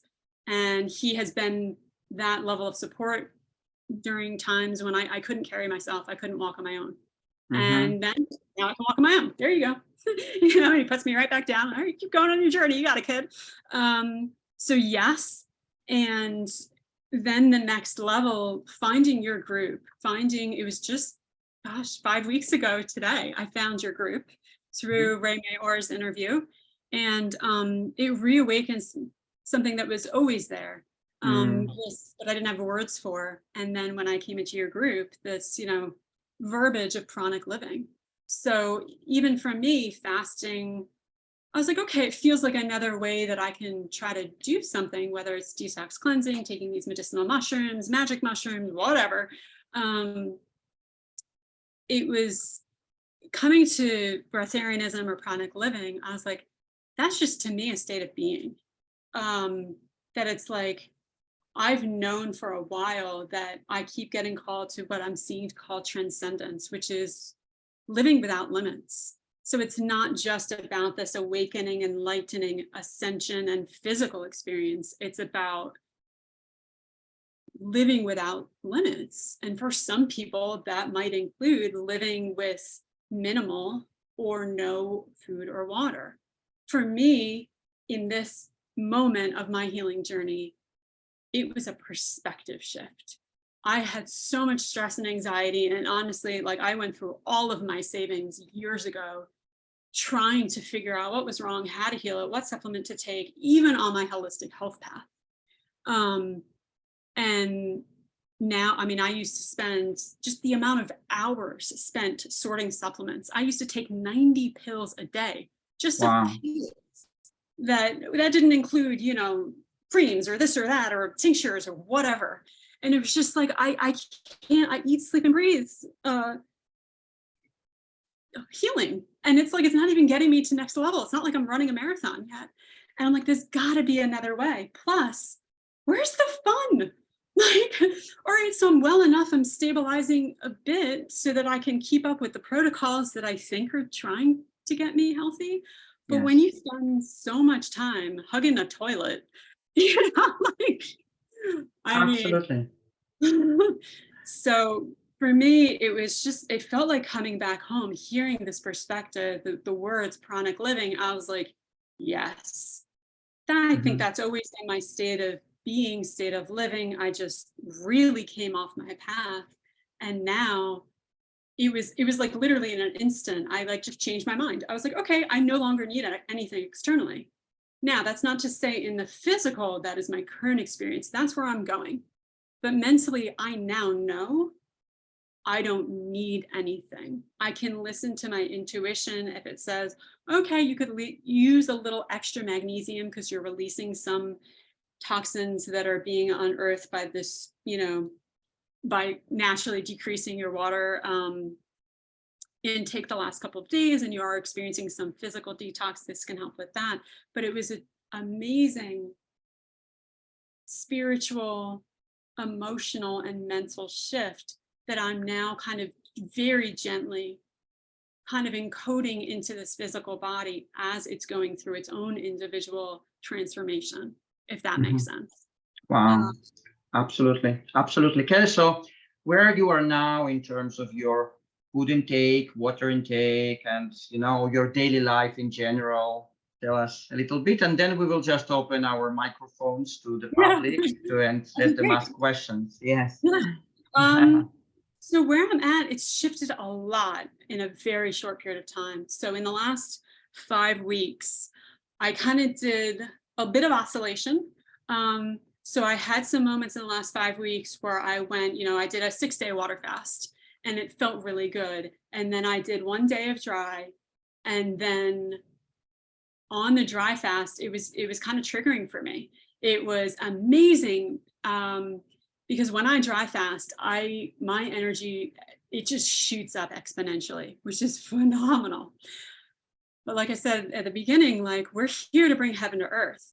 And I was having a really hard time integrating that energy. It was too much.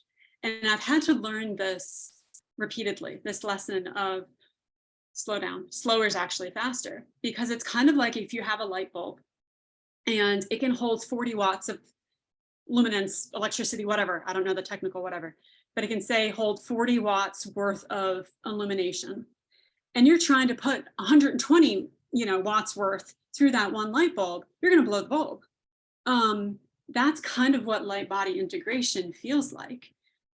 We are actively transmuting denser energies, shifting to, there's a lot of buzzwords I could throw out right now that might be resonant: silicate matrix, etc., crystalline structure.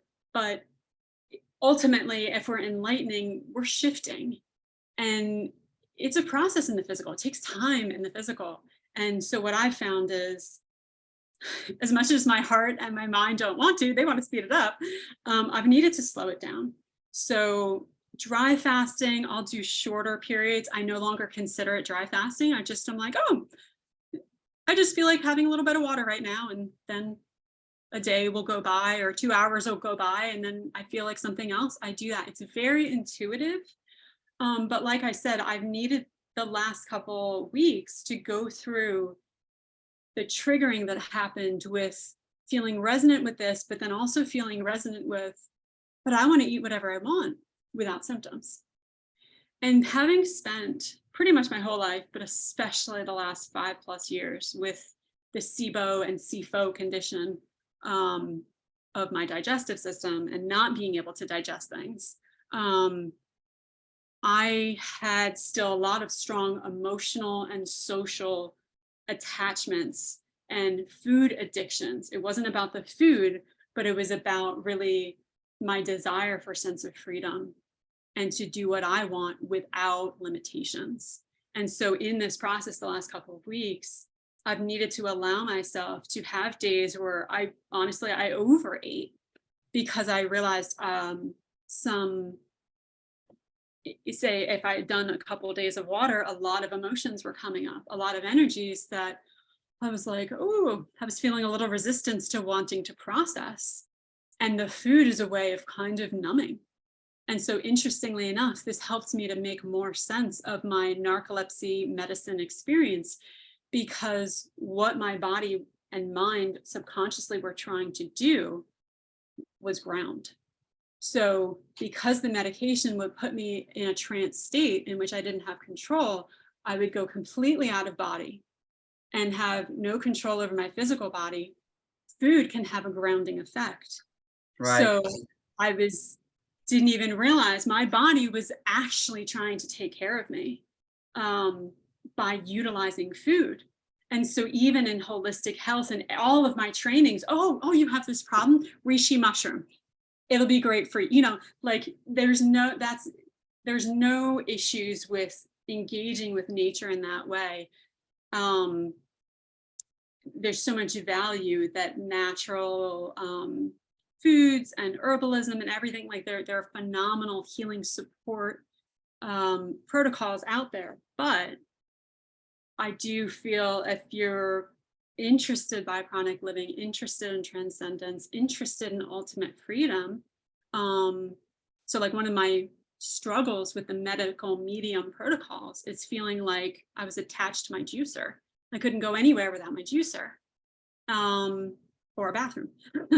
And I was like, I've been doing this for years and I'm stabilizing, but I'm not getting next level. I'm still not out running. I'm still not, mountain climbing. I'm still not free diving and doing all these things that I really want to explore.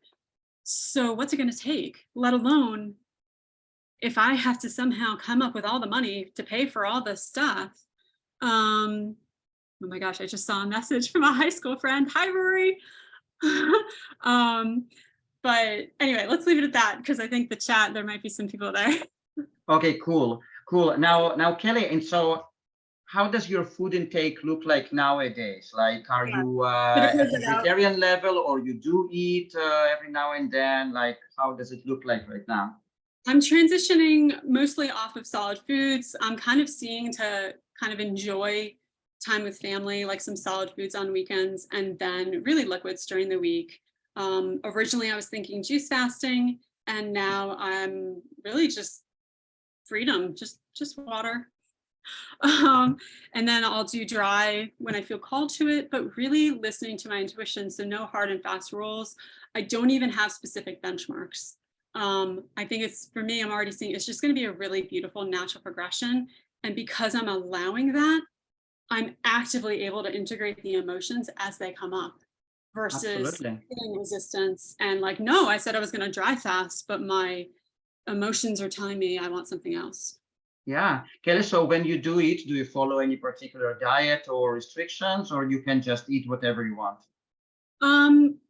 Mostly raw vegan, especially now that it's spring into summer energies here in the Eastern US. It's a lot easier. I'm also playing with the density of the foods, which is another really interesting thing. Because a lot of liquid diets, there's water, there's juices, and then there's things like coffee, infusions. And then there's something like I was doing a lot of homemade almond milk, cashew milk, etc. I was making like a medicinal mocha sometimes with some mushrooms, and it had a lot of density to it, even though it was technically liquid. So I kind of have denser foods. I did in January, it was mostly, I think it was mostly liquid, but it was denser foods. So I pretty much had that medicinal mocha every day. And yeah, I just really listen to my intuition, and I love playing, that's what I call it. I play with the energetics of the food. So right now it's great. I know Alva, she's not on live today, but she's doing a watermelon cleanse right now. She loves doing a lot of that. Great for summer. Cucumber as well. But yeah, feeling really called to fruits and lighter stuff. I've gone fruitarian in the past, and I love that. That's kind of my favorite taste-wise. But yeah, really listening to my intuition, no hard and fast rules, really just freedom. And Chris and I chatted yesterday actually about this, that's just really realizing it's kind of our center point at this point, like what feels like the most beautiful and free thing. And that's kind of my inner compass now. Absolutely, Kelly. And where are you in terms of your health right now? All those conditions that you described, your digestion, mental things, Lyme disease and stuff like that. Well, so one of the things that I've been doing, which is actively part of answering this question, is rewriting that story. So for a long time, I kind of regarded myself, I have whatever. And Lyme disease was certainly part of that, narcolepsy, everything else. And so I'm currently in process of literally changing that languaging because I realize how powerful our words are. So one of the ways that I've done that as well is shifting from a perspective of symptoms to sensations.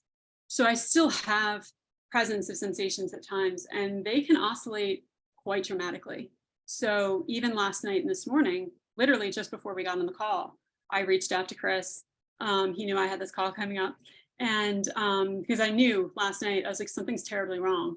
And I know to trust that. And where it was presenting as heart palpitations, difficulty getting enough air to my cells because I can feel that. And that was another, it was like, I was getting, I call it mind wiped. So it's like, it's not that I didn't have clarity of thought. It was more like I didn't have control over what I was thinking. It would just kind of fly out of my head. And I was like, I know this is interference related. And so what's interesting is I still will have, like I had some tremors this morning. So the video that I wound up sharing, first to the group, which nobody other than loved ones has seen that video, which is a very small video. Like I don't have before and afters because most of my illness has been invisible. Plus I know the power of photos to transmit energy. So there aren't photos of me for years. But that video that I shared is a relatively minor example of what at times I might still experience. And so that was I've had to have a coming to terms with that as well as a practitioner, as just somebody willing to share my story, because I'm not perfect yet. And it's one of those things I've struggled with. How can I guide other people if I'm not perfect yet, if I haven't completely transcended my entire physical reality and all the symptoms? And I realized, oh wait, I don't need to do that in order to be of support and perhaps guidance or inspiration to other people. So I do have trouble sleeping sometimes. I really haven't slept much in a couple of nights, but I'm no longer categorizing it, oh, this is bad or whatever. I just kind of roll with it. It's more time to be in presence, meditate. I still, for the most part, I have not had the severity of nightmares that I had for about 30 years. But that's another thing, still kind of healing the sleep state. I'm still rebuilding a lot of the physical body. So I still have inflammation and lymphedema and poor muscle tone that I really want to get a lot stronger with, stagnation of the lymph. I still will get headaches from time to time. What is most interesting though is noticing the foods. If I do choose to eat or juice and drink something, I'm finding more and more I have to rely upon and listen to my intuition. Because even if it's organic, and I was having a conversation with Nate earlier about this, even if it's organic, like there's still a lot of issues with those foods, with the way that they're grown. So at times I've gotten out of this for the moment, but I was doing a lot of microgreen gardening, growing my own sprouts and microgreens, and caring for that. That was deeply nutritious. A friend has a greenhouse. I might try to grow some tomatoes and strawberries so that when I choose to enjoy, I can do so in a way where it's a lot easier for me to transmute any environmental toxins, so that then, and when I do that, I then have significantly less in the way of symptoms, can hold my energy field more, and soul sovereignty. So it's progressive, but usually when my symptoms kick up, it's now completely correlated to massive amounts of galactic shifts, Schumann resonance spikes, which is the Earth's frequencies, solar flares, a lot of that kind of electromagnetic stuff, ley line energies. These are all things that I can re-listen back and put some resources and share those. But a lot of electromagnetic, that was another major symptoms. I have burning from my fingertips basically to here in both arms, just feeling like I'm being electrocuted.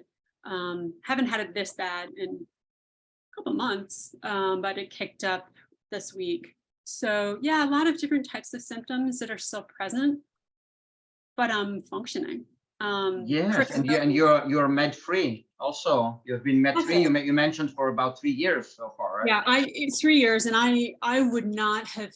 Let's sort of say I would not still be here had I personally not gotten off the medications because of what the damage they were doing to my energy body and the complete incompatibility with my personal path. Wow. So yeah, the sleeping medication also, I came off of cold turkey, which again, don't recommend. Yeah, But that's amazing, Kelly. Thank you so much for being honest, because, sometimes people try to present themselves that they're perfect and everyone should do their lifestyle and everything is fine. And, but you're honest, so it's I'm much too more, honest. it's much more fun talking this way, because no one is perfect, like if someone says they're perfect, everything is fine with them, most of the chances it's not true. Yeah. Yes, yeah. Okay, guys. So now it's been we're approaching 2 hours, basically, a little bit less now, guys. So please, we are opening our microphones now. I just didn't want to do it before that, not to interrupt the flow and the timeline, So, guys, and so even if you posted something in the chat, please unmute yourself and ask it directly, because it's just going to be easier for all of us. And it's also direct communication, which is more valuable anyway. Yes. So who is the first? Eric, can I go first? I would like to go ahead, Emily. Go ahead, please. Hey, hi, Kelly. Can you hear me? Hi. So, Yes, who am I speaking to? Because I can't see the video. Yeah, Chris. Is it you? no, it's not me. Okay. Yeah. So someone else, but I would like. Yeah, to guys, just also please later. turn your camera on. That's then you will just show up on the screen. That'd be great. Yeah, Ravi, did you want to ask a question? Yes, I do. Yeah, go on. Yeah, some of my video is not starting. Yeah. Okay, so, that's hi, Kelly. fine. We can hear you. Yeah. Hi, Kelly. Can you hear me? Yes. Hello. Hey, thank you so much. So I have one quick question for you. Do you offer any assistance to help others for sustained fasting, maybe for a week or so?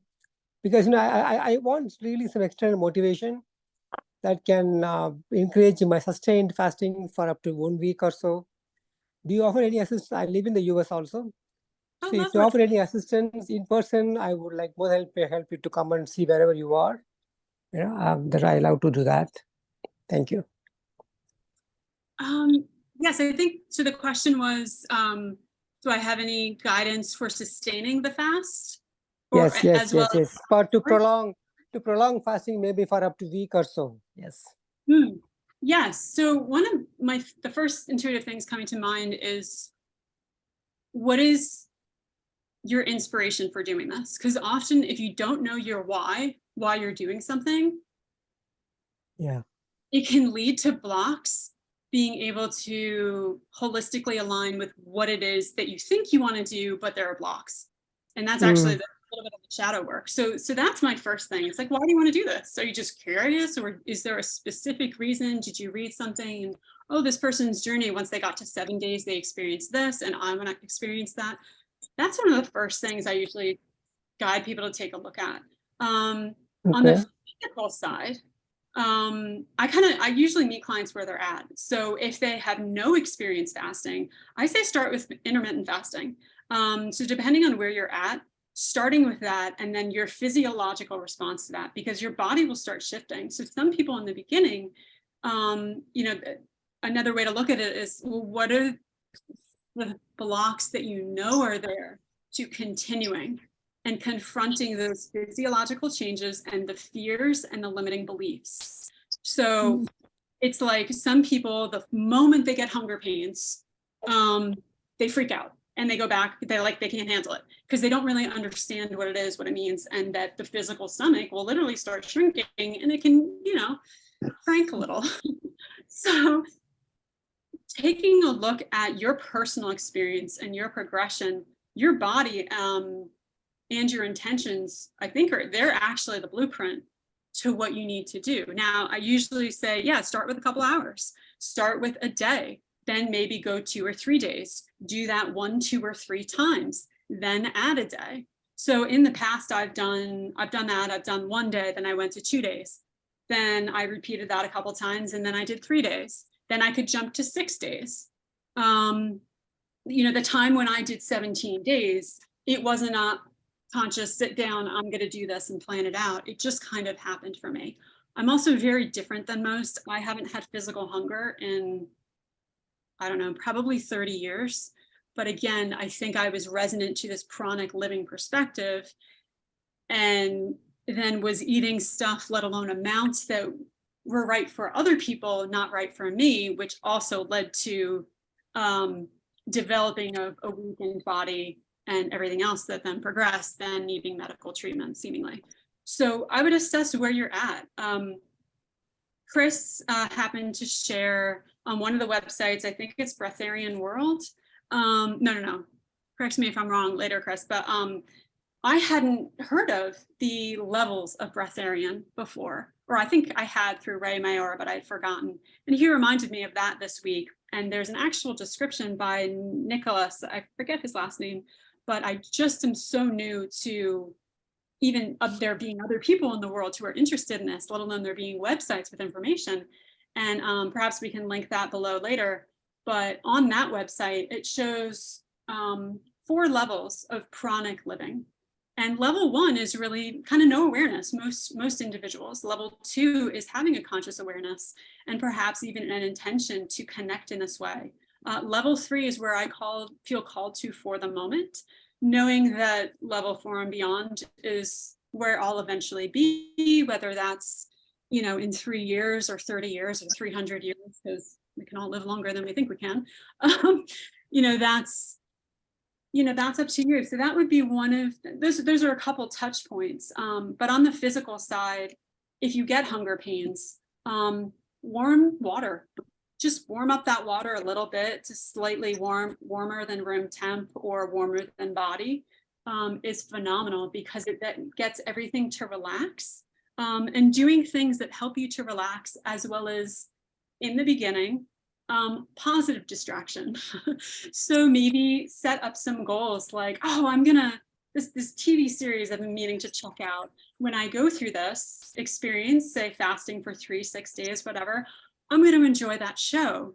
Because when you shift away from being so food centric or so holistic healing protocol centric, you find thanks Chris for putting that in the chat, you have so much more time, let alone mental freedom, that it can be a bit much in the beginning to embrace, confront, integrate.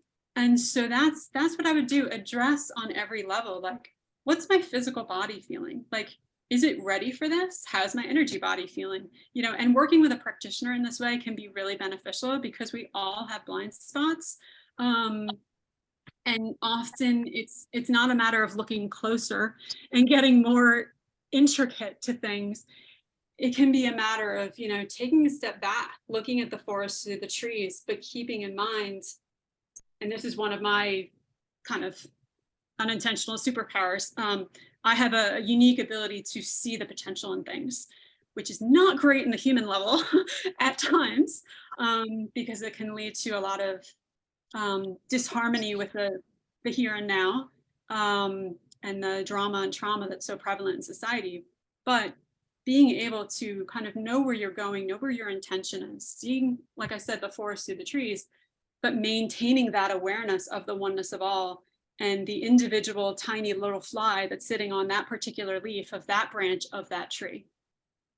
Having awareness of all of these things at once, part of this process of awakening consciousness and clairsentience is part of this whole living experience. And fasting and chronic living, they can bring up a lot of this that needs to be integrated. I hope that answers your question. Oh, thank you so much. It does. Thank you so much. Appreciate it. Thank you. Yeah. Now, Kelly, we got here a question in the chat from someone who just cannot speak. Probably she's from India. It's very late there now. So she says, you mentioned lots of attachment and as well food addiction. How you come out of the attachment issues? Please share in detail, step by step. That's a really great question. Well beyond kind of like the scope of what we can get into here and now, but a lot of food addiction I found is really just a coping mechanism for repressed memories and emotions, which are stemming from trauma.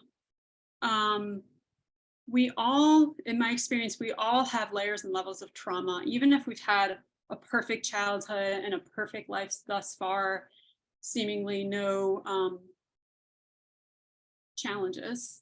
A lot of us who are on this enlightening and ascension path are actively collapsing timelines, actively waking up to other iterations of ourselves. And with that comes anything that person, that aspect of you has ever gone through.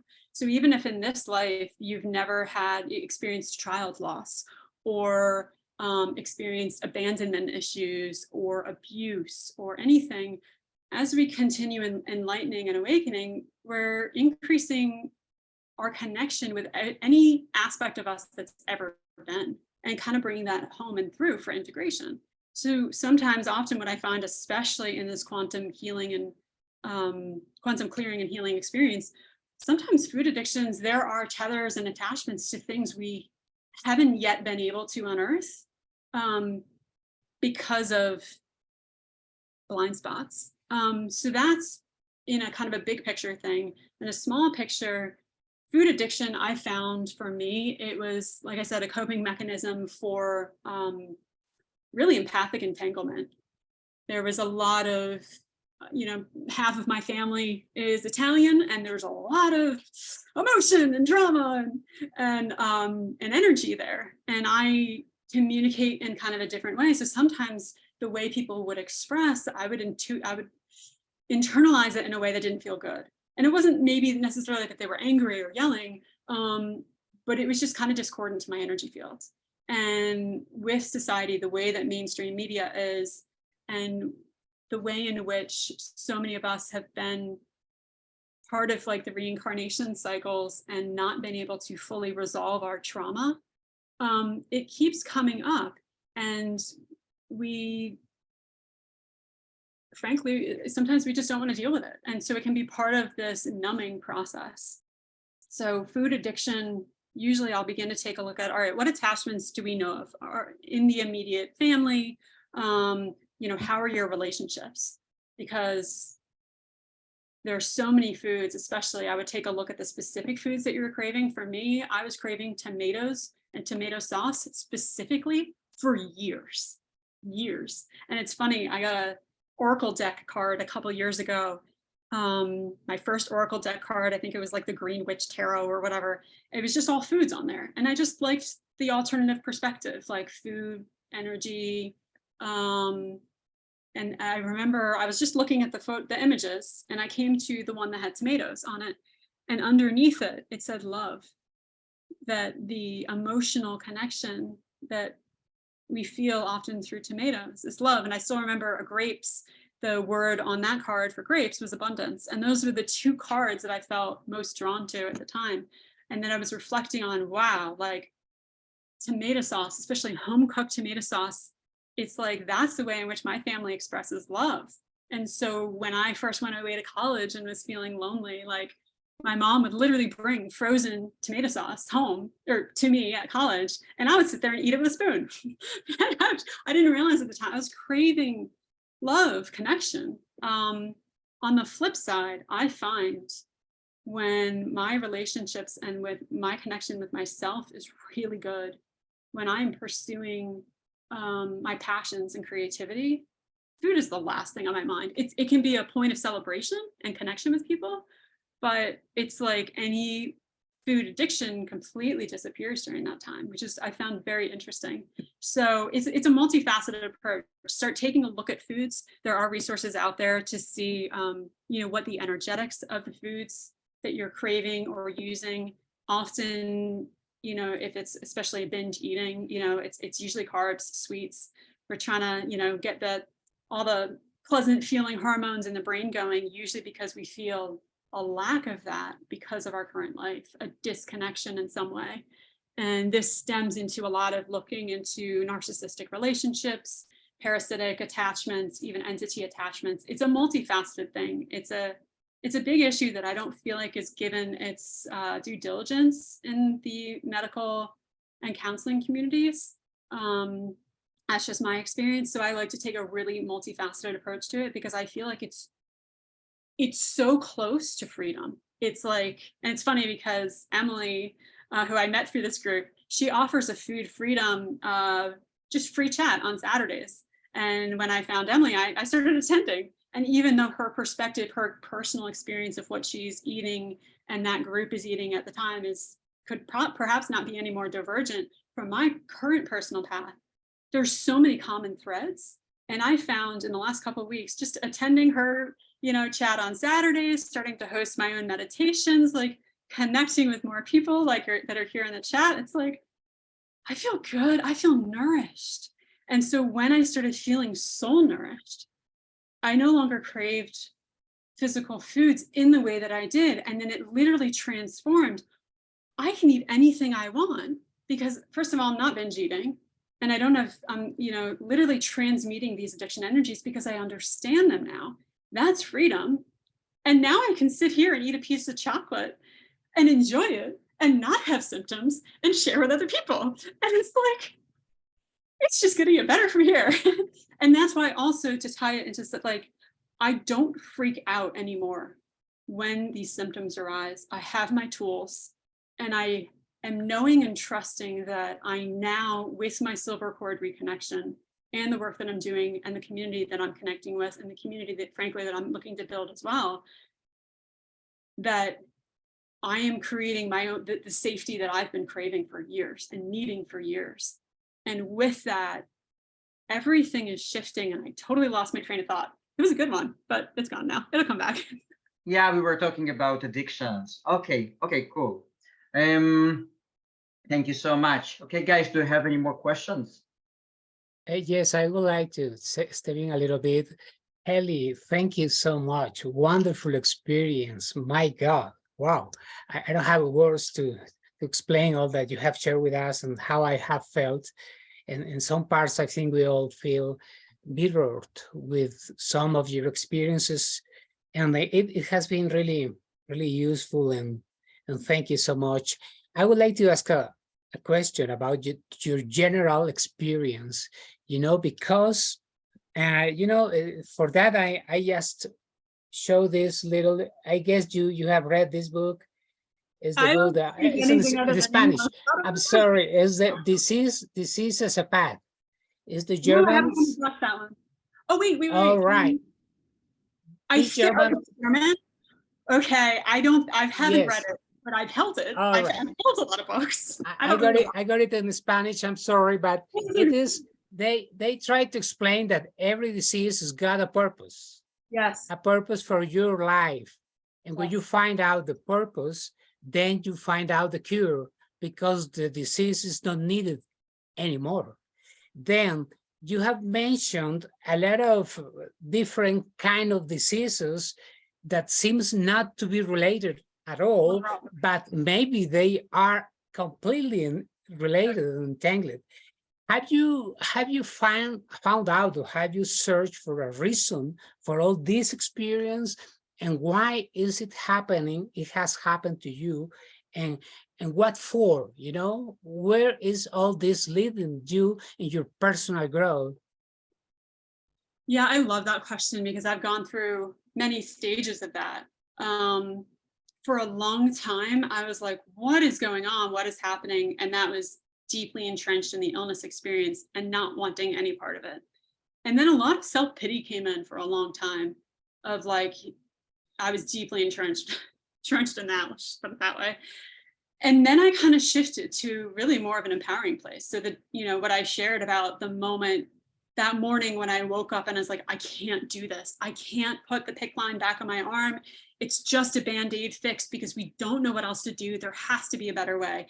That was a moment of beginning to reclaim, my inner direction. And from there, I kind of went the opposite way for a bit. And I do that a lot. I'm a very dynamic person, well aware. I see the infinity loop a lot in kind of my experience of things. And the infinity loop, whatever way it's whether it's linear or horizontal, like it's extremes, up, you know, as above, so below, as within, so without, and it's looping. And it's a great metaphor for how we can progress through this experience, because just as I went, you know, from not wanting any part of this, wondering when am I going to feel well and get back to my life and pick up my life where it left off. And then, like I said, quarter life crisis, realizing I can't go back. You know, I can't go back to high school and go to the, you know, outings that I never went to, and all these different types of things that I missed out on. And then I went headfirst into holistic health. And that's, you know, kind of the experience of going to integrative nutrition for, you know, exploring health coaching, becoming a health coach, yoga teacher training, meditation, you know, everything from there. And even when I came to true quantum healing, it was one of these where I was like, okay, it's a no-brainer. I'm going to become a practitioner of this. And I am. But interestingly enough, over the last year, I needed to next level confront. It's phenomenal, everything that I've done, the second stage, the second part, to kind of make meaning in a way, to understand or understand kind of my experience and literally bring it into the light and help other people. But I began realizing, especially in the last couple of weeks, nothing was working, especially say on a business level, financial level, even a friendship level, because I was still deeply entrenched in creating from a place of suffering. I wanted to help other people so that they wouldn't have to suffer the way that I did. And the harder I worked, the more everything fell apart. So the amount of things I've built prior to what I've built now that just kind of imploded, exploded, fell apart, got targeted, taken down, literally, because I've had so many things taken down.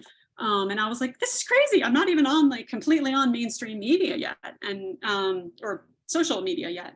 I'm still being really quiet, and all of my hard work is getting taken. Like, it just was chaos. And so the last couple of weeks alone, I needed to confront, oh, wow, there's actually another level to go to, which is, first of all, peace. That's now my foundation. And from there, like, that's the place from which, as long as I'm at peace, I can help other people. And I forget, can you ask your question again? Because it's like I almost got it there, but can you ask that question? Oh, the meaning of yes, the purpose or the meaning of the what for, yes. You know? Well, and that was one of the biggest questions I asked. There must be meaning from this. And what, fortunately and unfortunately, what I realized recently, which was kind of a hard blow, especially to my ego, which was kind of a beautiful experience, not fun, but beautiful, is that there was no intended meaning to any of this from me personally. I was not intended to have an illness lifetime. I didn't come here for that.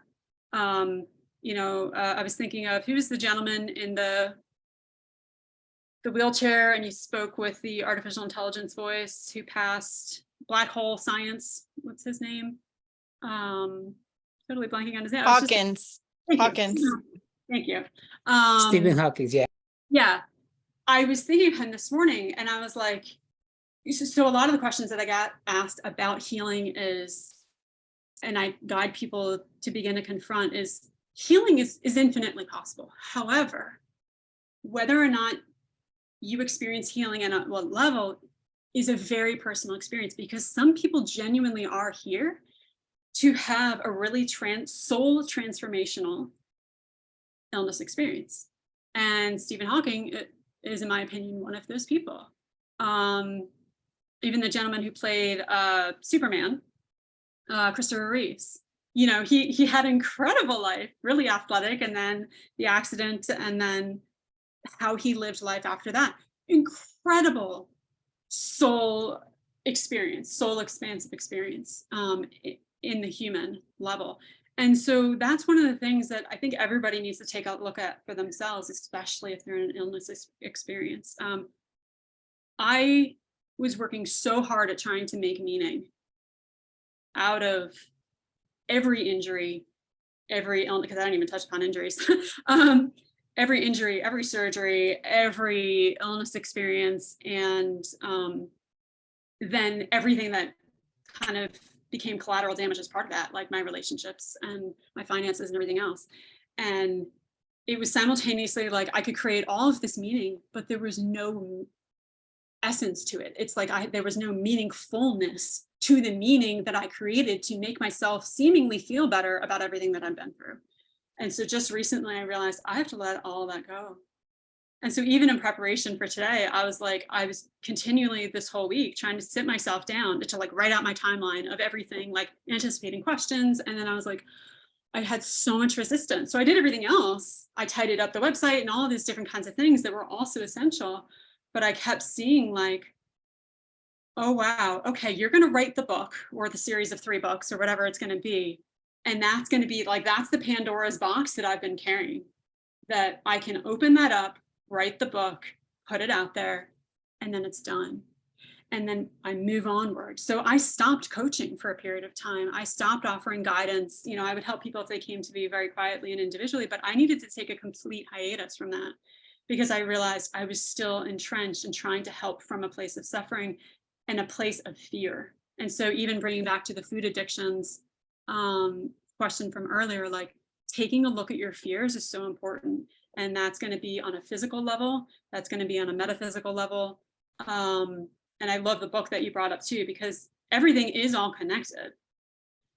But what now I'm integrating on my soul level experience, it's no longer relevant for me to keep focusing on making meaning from that. But I'm so grateful to those who have done that work and provided those resources. And I can still, just like any other timeline and lifetime, extract wisdom from that. That's going to help me in what's coming, because what's coming, it's like, oh, stuff I'm seeing on my personal horizon is like, oh boy, I can't look at that too long because I'm going to feel way too overwhelmed. But yeah, I hope that answers your question, but it's a very personal and individual thing, and it will shift as you go through the process. So that's just my experience. I don't know. Thank you. Thank you. Okay, guys, do you have any more questions? Because actually we have crossed the line of 2 hours, so we're going to wrap it up soon. And I just want to tell you guys that Kelly is going to be interviewed by Alva a few weeks from now. We have already scheduled it. So if you have any more questions, you can ask there. And I guess if you, while being interviewed by Alva, if you could talk to her about quantum healing system and what it is actually, how it works, that would be great, because today we won't touch it. It sounds to me like a very big subject, and yeah, and we already crossed our lines of 2 hours. So I will just ask you a few questions from the chat, and then we are going to wrap it up. So now there is a question here about meditation. Okay. In almost all meditations, I have seen people sitting still, but when you move, then the focus inside also moves, or not? How do you handle focus? That's the question. That's such a great question. Yeah. I'm used to being an anomaly.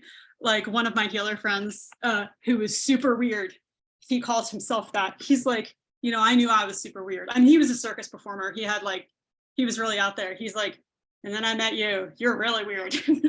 So I'm well aware. I often feel guided to do things from my own intuition that are seemingly in contrast to what feels like is the way, one of which is meditation. I've been that monk in the cave, you know, the nun in the ashram, doing many different types of meditations and other timelines. It's amazing stuff. It's amazing work. For me, I've always been active, you know, always wanting to move. If I wasn't moving, something was terribly wrong. And so that's just how my personal energy body works. I'm constantly transmuting energies, whether it's, you know, the mailman who's at the mailbox right now and I can feel his energies, everybody that's here holding space now, like, and one of the ways that I do that is through movement. That's why actually the website that I built and is based off this vision that I had, which is transcendence, but I spell it dance at the end, not the classic spelling in English is D-E-N-C-E. I spell it dance, D-A-N-C-E, because it's reflective of the energetics in the movement. So I found for me, the more I did yoga teacher training and meditations and this and that, I was actually creating more tension in my body, trying to adhere to what I was being taught, what I was being told, what I thought I had to do to reach higher states of consciousness, get out of suffering, etc. And all of that was actually the opposite of what I needed. I needed to move and breathe. And so even now, like, for me, and most likely for some of the people that I attract as well, it might be a way of opening up your energy body and being able to access that which you haven't been able to because of stagnation in the body and the energy fields. There's a lot of people who struggle with, especially in the awakening starseed groups, it's a whole nother conversation. Many people are empathically entangled, which basically just means, like I usually try to talk about the difference between empathy and compassion. Empathy is basically the ability through sentience to feel what other people are feeling. Often we will internalize that and make sense of it mentally so that we can understand somebody else's experience. Some people literally will feel if somebody else has a stomach ache or something like that. That's getting into the spiritual and the metaphysical realms. But empathic entanglement is where it's kind of on overboard and you don't have control of it.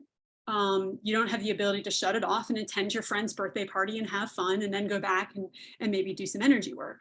You know, we need to have that sovereignty of our own energy field so we can understand what's ours and what's not, what's helpful and what's not, so that we're not constantly bombarded by energies all the time that aren't ours to do. And so that is a big aspect of quantum clearing that we can talk about next time, which is to work on unraveling, detangling, transmuting quantum entanglement and stepping into unconditional love and compassion. And for me, the easiest way to do that is to allow my body to do what it wants to do, not to hold it rigid. And as I do that, many things will happen. When I'm in sessions and I'm clearing somebody's energy or my own, I'll often start yawning. If I'm hitting some blockages, I'll start crying because it's denser energy trying to move. If I'm clearing energies, honestly, I'm usually doing this. Clearing energies is actually, I'm usually moving counterclockwise. If I'm in a healing and bringing heaven to earth energies, I find it's usually counterclockwise. I think I misspoke. Clearing energies clockwise, healing energies, integration energies clockwise, counterclockwise. So that's just kind of my experience, but I would encourage people to play with that, to see how it feels, to give yourself permission and the freedom to experience something in a different way. You might find that it opens up unexpected gifts, unexpected memories, experiences, freedom. Okay, cool. Another question. Okay, we're going to talk about the services you are providing a little bit later towards the end, but someone is asking, hi Kelly, I'm looking for some help for a sustained long fast day for up to 7 days. Do you offer any? Yeah, but okay, I'll read because I'm looking for some help for a sustained long fast for up to 7 days. Do you offer any such assistance? Thanks.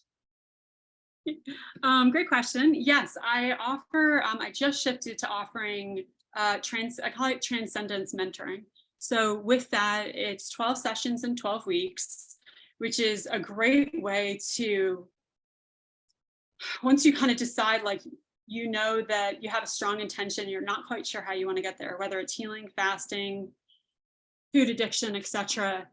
It can be phenomenal to kind of make a commitment in a way where you're showing up in a space that's held for you, and additional guidance is provided both from an intuitive standpoint, but also in a way that helps you to get more in touch with your own intuition. So shifting from health coaching to transcendence mentoring is one of the best ways I've found to make some phenomenal shifts and kind of launch you into the next state of whatever you're looking to heal, create, achieve, etc. That might be something of interest. I offer one-off sessions, single sessions, as well as transcendence mentoring. Some might not feel called to that just yet. So like I said, beginning with intention setting, and then just start showing up in the spaces that you want to be in. So say you feel really called to fasting, connect more with people who are looking to do the same thing. I'm going to be honoring and living more in this lifestyle, chronic living, which is why I created the chronic living group on WhatsApp and Telegram. And now I secured it on Instagram. I don't know what I'm going to do there yet. Usually I see stuff and I'll see in time what to do with it. But for the intent and purpose of creating community, that's also why I started the weekly meditation sessions. And what I'm seeing is monthly chronic living meetups, because it can be really helpful just to be in presence with other people who are pursuing the same thing. Like a good analogy is, students when they're at university, like in art school, or for me, I was in architecture school. And it was so great to be around other people who were actively creating. And that's something that I've deeply craved since I left university. I've really craved being around other creative people, let alone other people who are living in that way. So the answer to that is yes, and we'll put my website link below, but it's patreon.com/Kelly Ann McGarvey, which the listing or the spelling of my name should be on the screen, but we'll put the link below too. Cool. Okay, so there is another question from Ritu about spiritual connection, but actually we talked quite a lot about that, and Ritu, Kelly is going to be interviewed a few weeks from now. So let's just, because we are really out of time now. It's been 2 hours and 15 minutes, and there for many people it's very late actually, because we are from different places around the world. So I guess we'll talk much more about spirituality and about different healing systems with Alva a few weeks from now. And now towards the end of the interview, please tell us a little bit more about services you provide. Of course, we'll put all the contact details below this video on YouTube.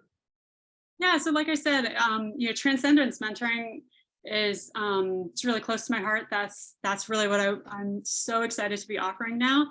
So that's that's my most exciting offering. I also have a Patreon membership, 2 tiers of membership where I share awakening, enlightening, and ascension support resources. In the second tier, I have put all of my notes from my own personal sessions as well as client sessions with True Quantum Healing and my own version, Intuitive Quantum Healing, online for people to check out in this second tier. And it's a phenomenal resource for those that are interested in quantum healing. It's literally the raw notes, which can teach you a lot of different things. And as we build members there, I plan on offering kind of tutorials of what do these notes mean? How to use them. How can we ourselves adjust, recognize patterns of mind control programming, start deprogramming ourselves. And then really what the next level of all this is about is conscious creation. And so that's what I've been kind of doing very quietly on Instagram in my own way, just with photography. Recently, I've started posting a little bit more again, just with iPhone videos. I've had some technical glitches with my camera and hopefully other things that'll get sorted out soon. But I love photography, and I know the power of a photograph to transmit energy. So even all the images that accompany the posts in the Patreon, they're not my photos yet, but I choose very specific photos to be the thumbnail for this video or this set of notes for a reason. There's embedded coding in there for healing and energy support. On there currently as public posts are some of my interviews with the True Quantum Healing community and meditation sessions that have been offered. So you can check those out for free. What else? What? Sorry, I wanted to ask you, because I'm trying to understand what kind of people your services would be suitable for. So for example, transcendence program that you mentioned, what kind of people would you like to have as your clients for that particular activity? Yeah, I think I see two main groups of people who are looking, who know there's something else, people who have been in my position, who have kind of done all the work and it's still not working. And maybe perhaps are on their last straw of knowing like something has to change for me to be able to keep living. And that would focus perhaps, you know, a lot more on chronic living and even food, different types of food integration, nutritional counseling, but with this chronic perspective, and emotional healing, shadow work, etc. The other main camp, honestly, is I want to work with conscious creators. I want to work with people who they're already doing what they love, but they know that there's something more. And sometimes through working with somebody else, they can break through spiritual blocks, like even what's experienced in the meditation sessions that we've held together. You can listen. I mean, I put them public on the Patreon site. It's really interesting to see, just in 3 minutes, we each share our experience afterwards. And it's phenomenal what people are experiencing that time. So the last one I just posted, I actually called that meditation after the fact, conscious creation, because that's what wound up coming through in those that attended. So that's really my intention. I want to work with creatives, artists, musicians, or people who know they are that, but are not actively pursuing their passions because of whatever reason, because of fear, because of trauma, because of blocks, because of fear of failure, to break through so that we can live, you know, from a place of joy and passion. And, you know, all this illness talk is going to be something of the past. Absolutely, absolutely. Okay, Kelly, so we are going to post everything, every contact details you want below this video so people can reach you and have some more questions. Yeah, I've two more things I just want to mention quickly for those who are still in the midst of illness and still trying to figure out a lot of different things. On YouTube, so I'm on Instagram and Telegram at Kellyanne McGarvey, also at I Am Transcendence, and also now at Chronic Living. And on YouTube, I have a channel at I Am Transcendence. I don't have any original content, I don't think, there yet. I'm still feeling that through. There's this very specific reason I'm not there publicly yet, and have everything kind of within the membership site and some public stuff on Patreon. But I have over 150 openly available playlists of curated content that I'm still sorting through, so it's still a little untidy, of all sorts of topics that were tremendously helpful and relevant in my awakening and enlightening process. Everything from narcissistic abuse to visual centering. What's visual centering? I think there's a whole thing on there about that. So that's a great resource, you know, just to check out, completely free. And then lastly, just for fun, my Instagram reels. I had a request a couple months ago for the music. So I've made playlists of the music from last year and now this year available. I think that's in YouTube and also on my Linktree page, which is also at Kellyanne McGarvey. So hopefully that's everything for now. Thank you so much, Kelly. It was such an enlightening interview. I enjoyed so much talking to you, and I look forward to meeting you again and also to listening to your interview with Alva a few weeks from now. Yes. Thank you so much. Thank you to everyone who's here. Thank you, Kelly. Thank you, and we'll blessings, keep in touch. blessings. Blessings Thank you, Eric. to everyone. Bye-bye. Blessings. Bye bye. Bye, Kelly.